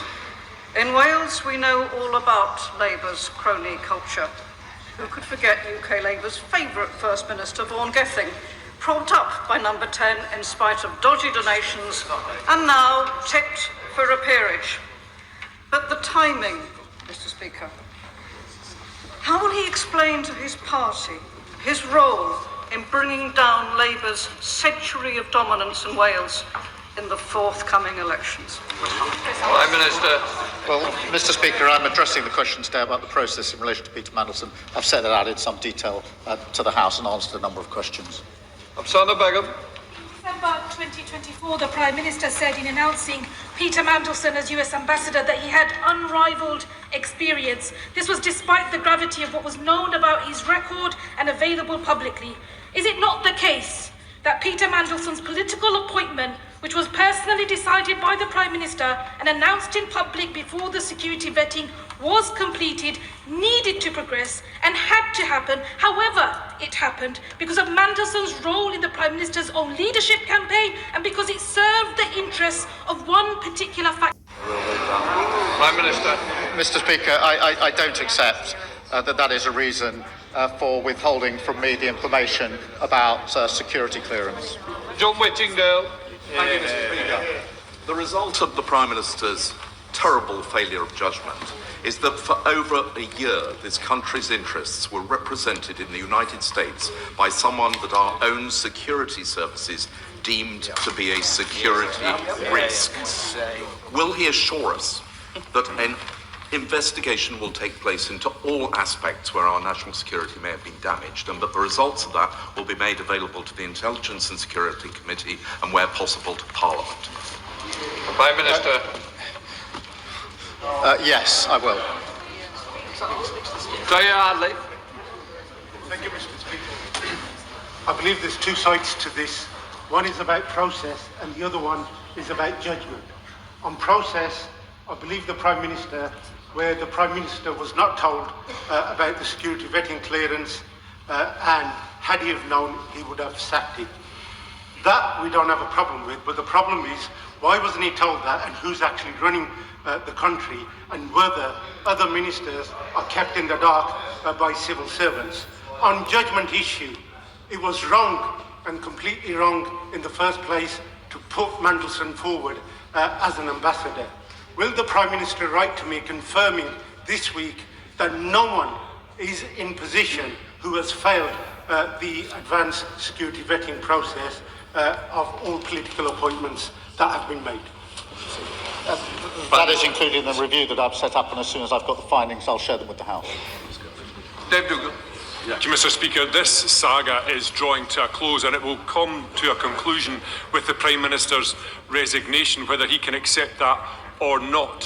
What I can't accept is the ask me no secrets and I'll tell you no lies regime that he expects us to believe prevailed at the very top of government between officials and not just ministers but the Prime Minister. He talked a lot today about what he didn't know and what he wasn't told. Well, he knew that Mandelson had a serious human frailty for other people's wealth. We knew that Mandelson was involved with the Russians. We knew that Mandelson was sacked twice as a government minister. Can the Prime Minister explain what was Mandelson's actual qualities that he was pursuing in the role as US Ambassador, and what steps has he taken to contain the as an ambassador? Will the Prime Minister write to me confirming this week that no one is in position who has failed the advanced security vetting process of all political appointments that have been made?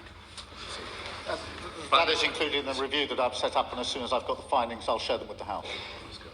Dave Dougal. Thank you, Mr. Speaker. This saga is drawing to a close and it will come to a conclusion with the Prime Minister's resignation, whether he can accept that or not.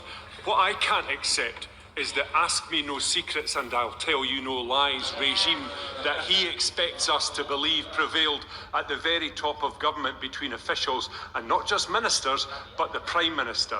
He talked a lot today about what he didn't know and what he wasn't told. Well, he knew that Mandelson had a serious human frailty for other people's wealth.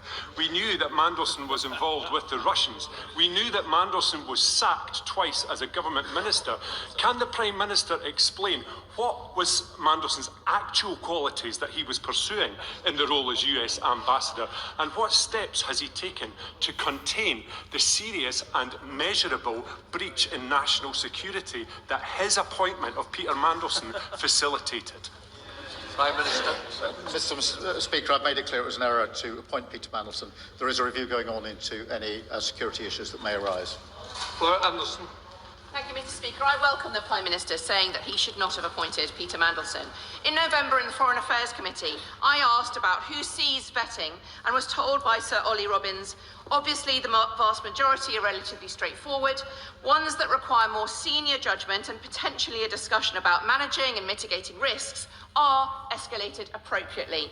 Questions being asked by the Foreign Secretary or ministers or officials in number 10 should have been a signal to the civil servants to escalate this matter, given the controversial nature of this political appointment. So I would like to ask the Prime Minister whether concerns about links to Epstein, to other countries or anything else were raised by him in conversations about his appointment at just before the time of his appointment that would have signalled that civil servants should escalate this. Prime Minister. Well, Mr. Speaker, there were two different processes. One was the due diligence process carried out by the Cabinet Office, in which Peter Mandelson was asked questions. Separately, there was the developed vetting process, in which the recommendation of UKSV was not shared with me until Tuesday evening. Harriet Baldwin.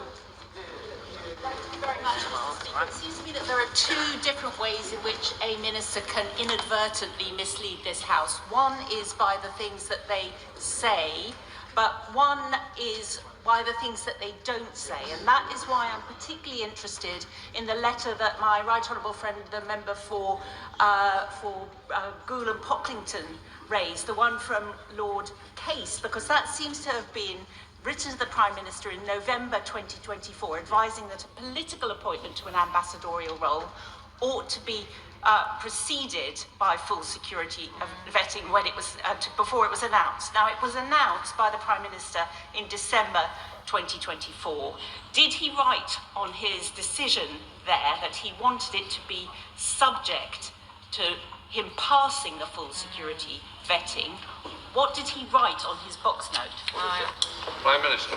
Mr. Speaker, I understood it to be subject to developed vetting, but it was because of the process that in September 25 I asked Chris Wormald to do a review for me of the process, and he did that by reference back to the Simon Case letter. Thank you, Speaker. I'm sure the Prime Minister is aware of the damage that this saga has done to public trust in politics and in politicians. However, I would like him to confirm that his focus and the focus of his government is on the issues that matter most to my constituents in Banbury, in particular tackling the cost of living. Prime Minister. Well, absolutely, Mr. Speaker. The focus of me and the government is on the fact that we're facing a war on two fronts with serious consequences for our country, and that we absolutely need to deal with the cost of living, which is the number one issue for all of our constituents up and down the country. Richard Ford. Thank you, Mr. Speaker. How did views from the United States administration affect the decision in the Foreign Office to persist with Mandelson as UK ambassador to Washington, D.C.? I believe that they did. This was UK security vetting carried out in the way I've described to the House. The issue is that the recommendation was not shared with me. That was a matter here in the United Kingdom. Ferriel Clark. Thank you, Mr. Speaker. Can I thank the Prime Minister for his statement? Could the Prime Minister provide the House with an update on the proposed legislation to remove peerage from disgraced peers like Peter Mandelson, who has fallen so far below what is expected of those serving in the House of Lords? Prime Minister. Yes, I've made a commitment in relation to that legislation, and work is progressing on it. Dame Caroline Downage. Thank you very much, Mr. Speaker. At the risk of stating the obvious, the Prime Minister has based his defence today and over this whole sorry saga around his claim that he wasn't told. He wasn't told that Mandelson failed security vetting. In fact, he said 11 times in his statement that he wasn't told. I'm just wondering how many times and on which specific dates did he himself directly ask for that information? Prime Minister. Mr. Speaker, it's not a claim I wasn't told, and I don't think anybody is disputing that. The clearance was given on the 29th of January 2025. That information was not provided to me. In September, I did ask specifically about the process. I did ask about the process. Sir Chris Walmond had made it clear to me that in carrying out that review, he was not told about the security clearance recommendation that was made. I think on both occasions that information should have been provided both to me and to the then Cabinet Secretary. Chris Hinchcliffe. I thank the Prime Minister for his statement. In answer to my honourable friend earlier in this statement, the Prime Minister said that he delayed coming to this House so that he could answer, amongst other questions, why UK SV was overruled. It seems wholly incredible that this decision was made on a personal whim by a senior civil servant, and is it not that it was made because of the political pressure from Number 10 to advance a man who a particular faction in the Labour Party has looked to for moral and spiritual leadership for years? So can the Prime Minister explicitly now confirm his understanding of why the decision to overrule UK SV was made? Well, Prime Minister. Mr. Speaker, I don't accept that the view of anyone about Peter Mandelson provides an explanation for not providing me with the information that he had. The recommendation was not to grant him security clearance. We're talking about a very serious issue on a very sensitive case. I clearly should have been given that information, whatever the pressures that are always there in government every day. Robert Jedrin. The Prime Minister's aides briefed that he's furious, angry Starmer. But why is it that he only ever seems to get angry when he's trying to save his own skin? Yes.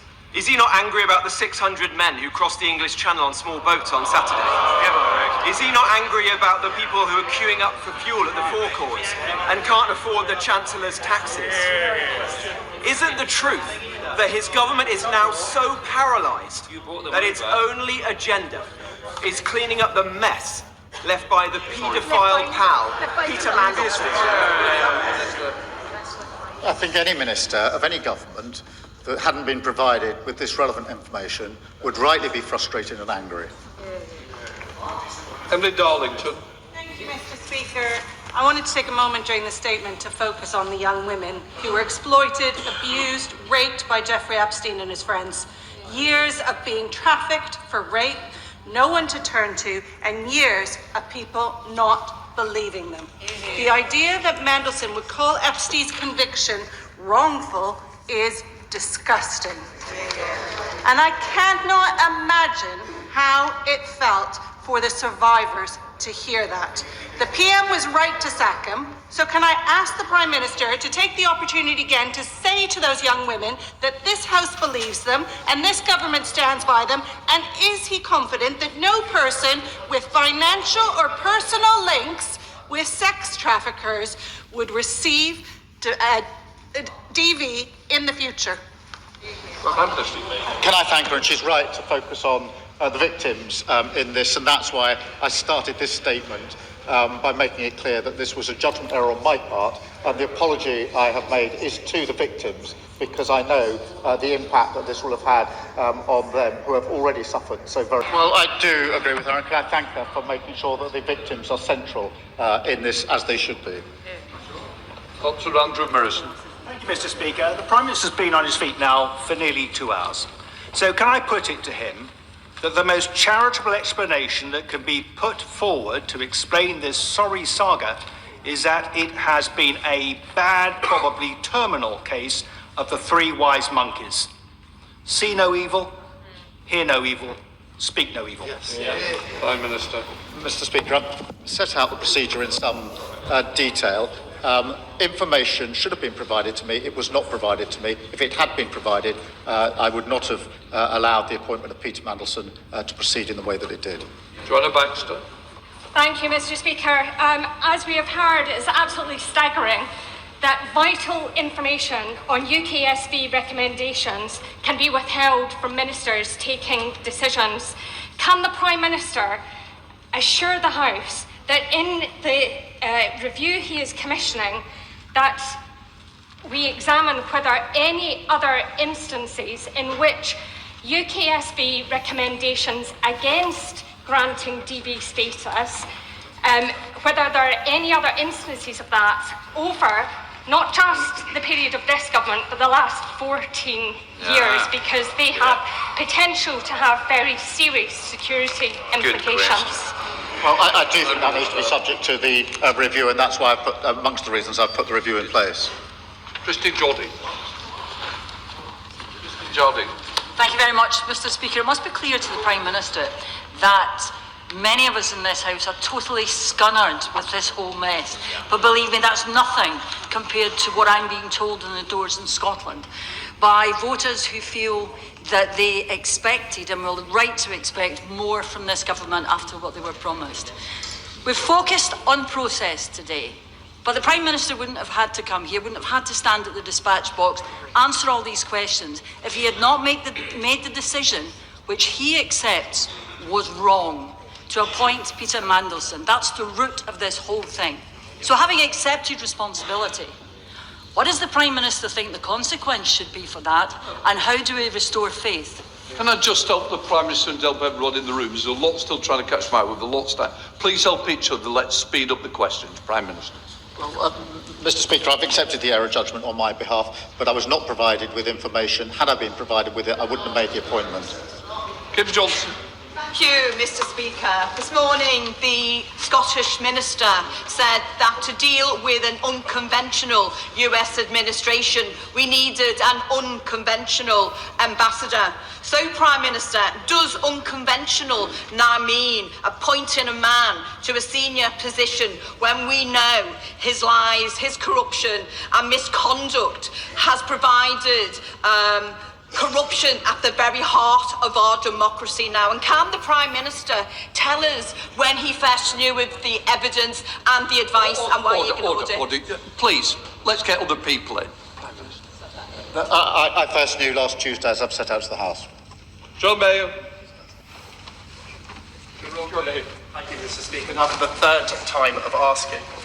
At the time when the Prime Minister appointed Peter Mandelson as ambassador, was he aware that he had been a director of Sistema? Mr. Speaker, I was aware of what was in the due diligence, and I've dealt with that. I wasn't aware of what were the issues that were dealt with in the security vetting, nor the recommendation of UKSB. Well, Pinto Tutinsky. Colvin Bailey, sorry. Thank you, Mr. Speaker. Mandelson's appointment was a huge failure of the British state, and I welcome the Prime Minister's candour in accepting his responsibility for his part in it. But does the Prime Minister agree that restoring public trust is a mammoth task and requires leaders on all sides to be careful with their language and to ensure that they understand the processes that they're talking about, rather than throw about baseless accusations of, quote, lying? I do agree with that, Mr. Speaker. Joe Robertson. Thank you, Mr. Speaker. The Prime Minister has been absolutely clear that he should have been shown the recommendation of UK security vetting. He knew he hadn't seen it, so why didn't he ask for it? Prime Minister. Mr. Speaker, the first I knew that there had been a recommendation to deny clearance was Tuesday evening of last week. The security clearance had been given by the Foreign Office before Peter Mandelson took up the post. As soon as it came to my attention, I sought the information I put today. I'm going to take Kevin Benear on the beer, and then I'm going to take Steve Darling. Kevin. Thank you, Mr. Speaker. Members of the public watching this matter will have been baffled by all the speculation about who said what and when. So I thank the Prime Minister for his calm, clear answer today. But no Prime Minister wants or should be in a situation like this, where governmental processes mean that critical information are not brought to the attention of ministers. So I welcome the thoughtful review, but will the Prime Minister look at the wider relationship between government ministers and civil servants so that trust can be restored? Prime Minister. Yes, I will look at that, but I do just want to assert again, thousands of civil servants act with professionalism and integrity every day. On this occasion, this information should have been brought to my attention. Had it been, the appointment would not have been proceeded with. Natalie. Oh, sorry. Yeah, carry on. Thank you, Mr. Speaker. During this session of Parliament, we have seen the head of the OBR carry the can and resign due to an error by a member of his team. What will it take for this Prime Minister to carry the can? Prime Minister. Mr. Speaker, I was not provided with information I should have been provided with. Had I been provided, I wouldn't have made the decision. It was a deliberate decision. It wasn't negligence. It was a deliberate decision not to tell me. Natalie. Thank you, Mr. Speaker. I thank the Prime Minister for his statement, and I thank him even more for the apologies on the appointment of Peter Mandelson. And being here today, I want to commit the words once again to the record of Virginia Giuffre. I think they are particularly relevant to Peter Mandelson. She said, "Don't be fooled by those in Epstein's circle who say they didn't know what Epstein was doing. Anyone who spent a significant amount of time with him saw him touching girls that you wouldn't want a creepy old man touching your daughter. They can say they did not know he was raping children, but they were not blind." Now on the House, across the House, there is consensus that we need to get to the bottom of this. I absolutely accept that the Prime Minister did not know about the security vetting. But can the Prime Minister please update the House on when we can have the next tranche of documents from the humble address so that we can get to the bottom of who did know what and when? Prime Minister. Can I thank her for her campaigning on behalf of these victims and many other victims in relation to abuse, sexual abuse in particular, and her insistence always that we must put the victims first. We are complying with the humble address as quickly as possible, and we will comply with it fully. For Blandred. Thank you, Mr. Speaker. In the Foreign Affairs Committee meeting back in November last year, I asked Sir Oliver Robbins whether the Foreign Office had a different view about who should be recommended for the posting of ambassador. Sir Oliver Robbins said to me that the Prime Minister took advice and formed a view himself, and we then acted on that view. Isn't it the case that the Prime Minister was repeatedly warned before the appointment that Peter Mandelson carried reputational and political risk, including that due diligence was not exhaustive and that vetting was not yet complete? And yet he chose to proceed regardless, announcing the appointment, overriding civil service advice and putting our national security at risk. Prime Minister. Mr. Speaker, I simply don't accept that there's any good reason why I couldn't have been provided with the information that was withheld from me. Had it been provided to me, I wouldn't have proceeded with the appointment. Alison Taylor. Thank you, Mr. Speaker. Can I thank the Prime Minister for such a clear and comprehensive statement? I'm sure the whole House is grateful to him for doing so. Listening to the party opposite, the old adage about throwing stones in glass houses comes to mind. I don't think there are enough glass houses in Scotland to replace the ones that they are breaking today. However, Mr. Speaker, having set the record straight, does the Prime Minister agree with me that it is now the time to return to the important business of government in preserving the country's peace and security? Prime Minister. Yes, I do agree that the absolute focus needs to be on the fact that we're facing a war on two fronts and a cost of living crisis which this government is gripping. Samuel Wilson. Mr. Speaker, the Prime Minister has told us that the Cabinet Secretary gave him bad advice, Peter Mandelson lied to him, and the Foreign Office didn't tell him anything. He's really in danger of being known as the Mushroom Prime Minister. Kept in the dark and fed, I don't know if I'm allowed to say it, Mr. Speaker, so I'm not saying it. But is the question not that he wished to remain in the dark? He knew in September there was a security vetting, and yet he never asked about it until April of this year. Surely that's an indication that he was quite happy to be kept in the dark because he'd made his mind up anyway. Prime Minister. No, Mr. Speaker. What I did was ask for the process to be reviewed. and Sir Chris Wormald carried out that review. What transpired last week is that information was withheld from him in the review. So I asked for the review. I did ask the questions. He gave me his conclusions. What neither he knew nor I knew was that he too was not told the relevant material in the course of that review. Whereas, Mr. Speaker, and I welcome the Prime Minister's statement, and I've sat here and I've listened today to one Conservative member after another preaching at us about standards of honesty and integrity. Can the Prime Minister remind us whether these are the same Conservatives who voted to change the rules on standards investigations in November 2021 just to get their colleague Owen Paterson off the hook? And can he remind us whether or not the Leader of the Opposition chose to abstain in that debate? It's not relevant, don't worry. Brendan O'Hara.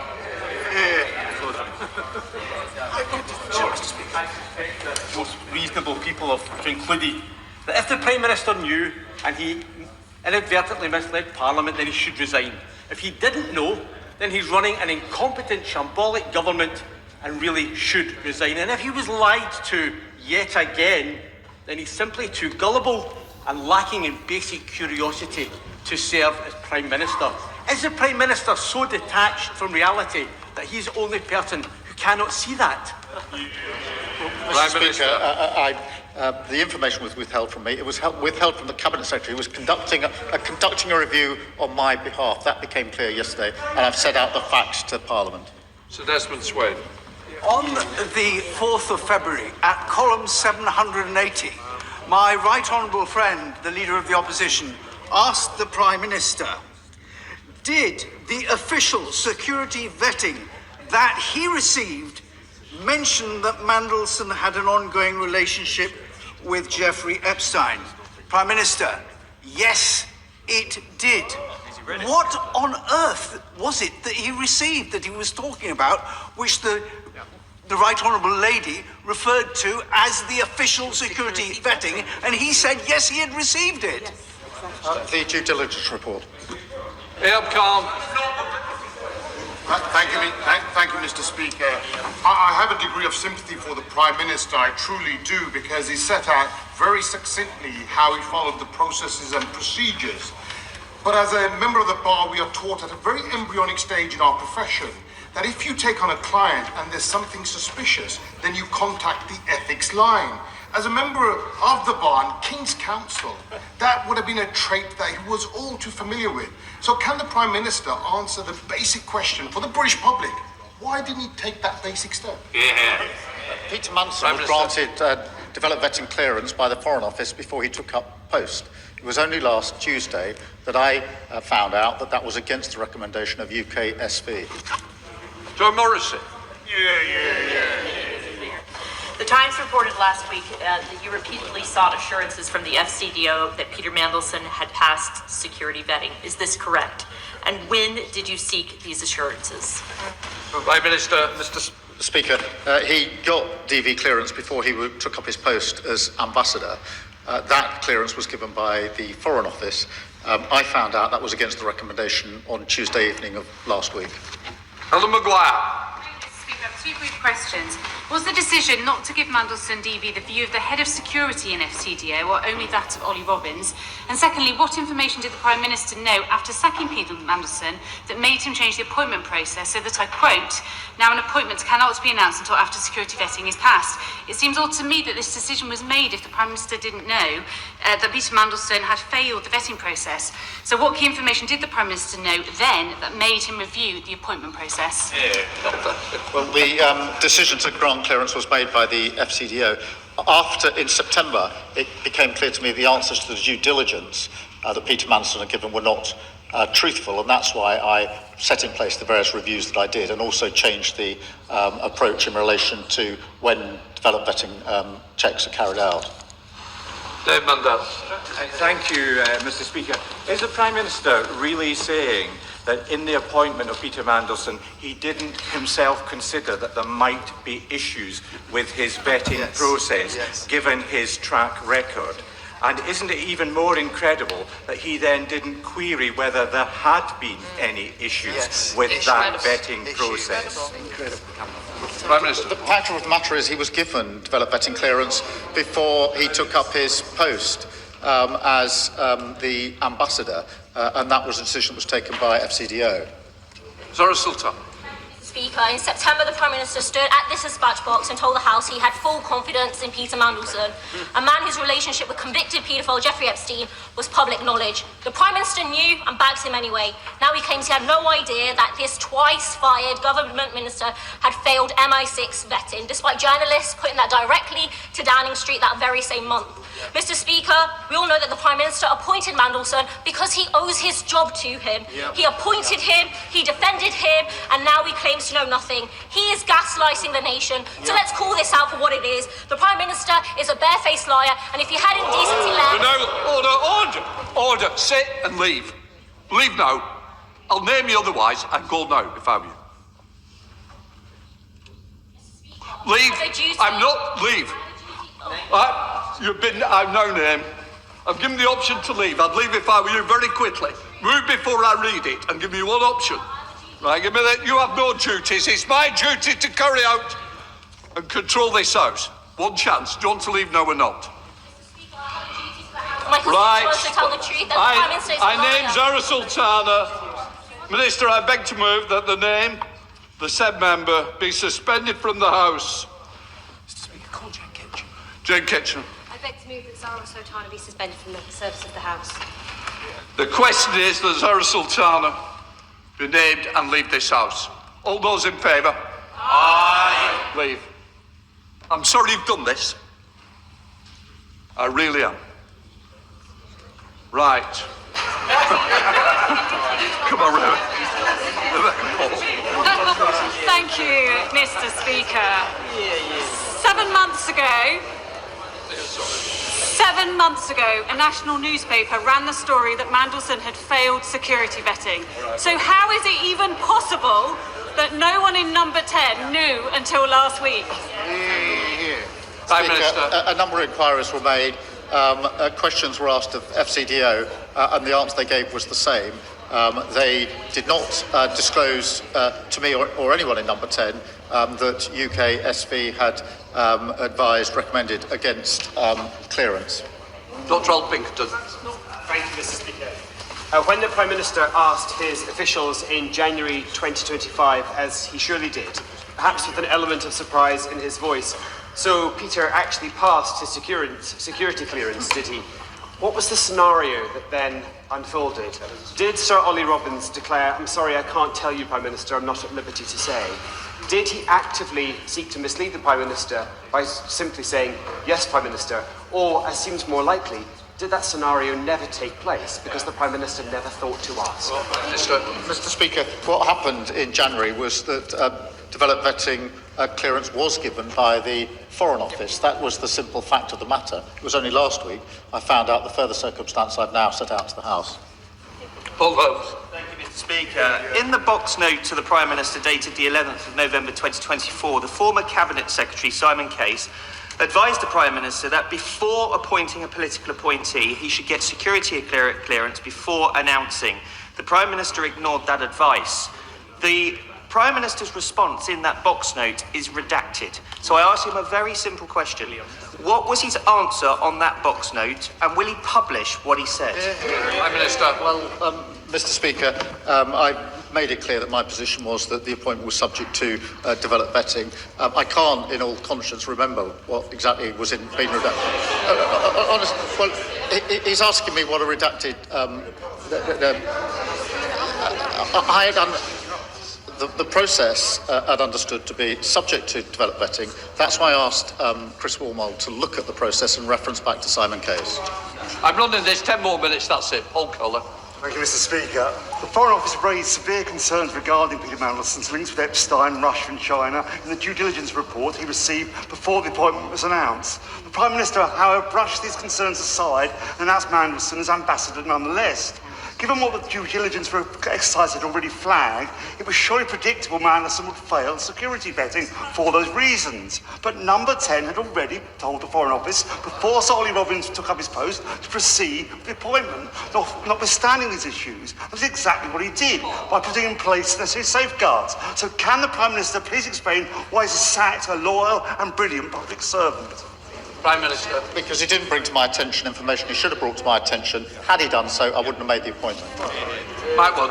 Thank you, Mr. Speaker. The Prime Minister dissembles over what he knew about Starmer and Mandelson, but the Cabinet Office due diligence report sent to the Prime Minister on the 11th of December 2024 said Mandelson served as a non-executive director of the Russian conglomerate Starmer, which is itself a majority shareholder of RTI, a defence technology company. Mandelson remained on the board until June 2017, long after Putin's annexation of Crimea in 2014.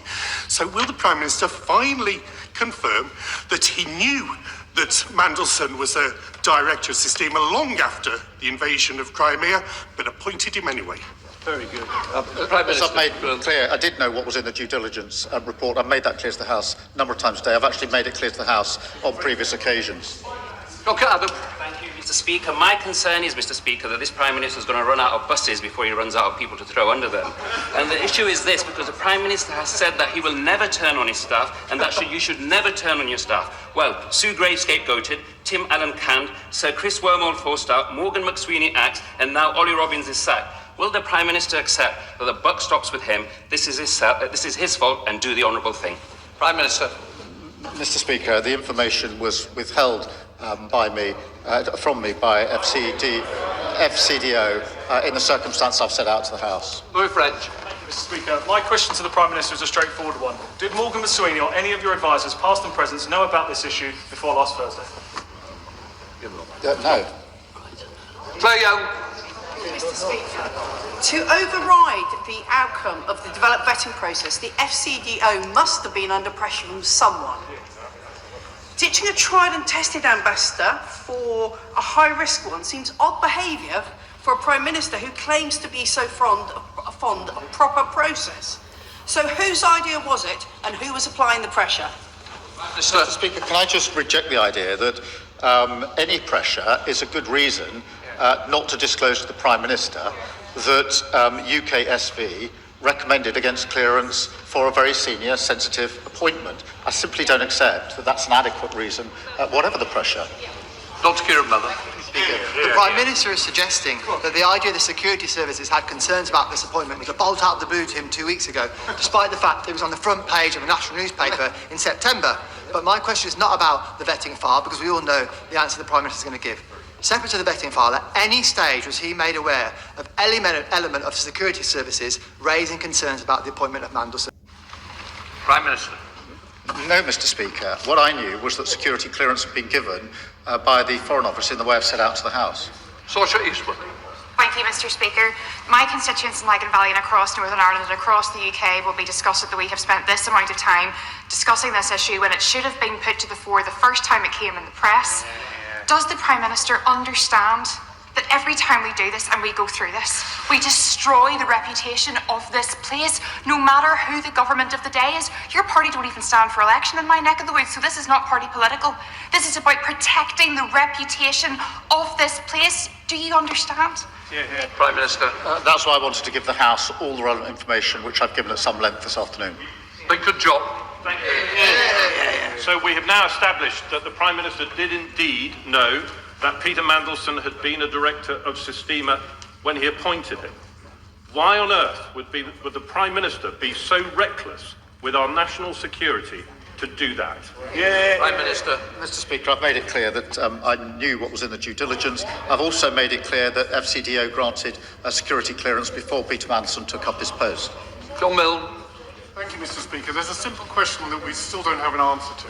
Did Peter Mandelson fail his vetting procedure because of his relationship with Jeffrey Epstein, or was it some other reason as yet undisclosed? Prime Minister. Mr. Speaker, the information that was fed into the review And the reasons for the review is protected because otherwise the integrity, this is not a Peter Mandelson issue, it's the integrity of the process. What I don't accept is that means I can't be told the recommendation that comes out of it. Becca Smith. Thank you, Mr. Speaker. I wonder if the Prime Minister knew the difference between the due diligence information from the Cabinet Office and the security vetting that hadn't taken place when he appointed Peter Mandelson on the 18th of December. Prime Minister. I did know the difference. Pamela Petticoat. Thank you, Mr. Speaker. After years of sleaze and scandal under the previous government, the Prime Minister promised integrity and accountability. But my constituents in Stratford-on-Avon are not seeing change. They are seeing more of the same, a continuity government where warnings are ignored and standards slip. Why should anyone believe that he is still capable of delivering the change that he promised? Prime Minister. Mr. Speaker, I made sure the relevant inquiries were made so I could put the full picture before the House. That is the approach that I've taken, as members have seen this afternoon. Graham Stewart. Thank you, Mr. Speaker. This is a humiliating day for the Prime Minister and for the House and for the whole country.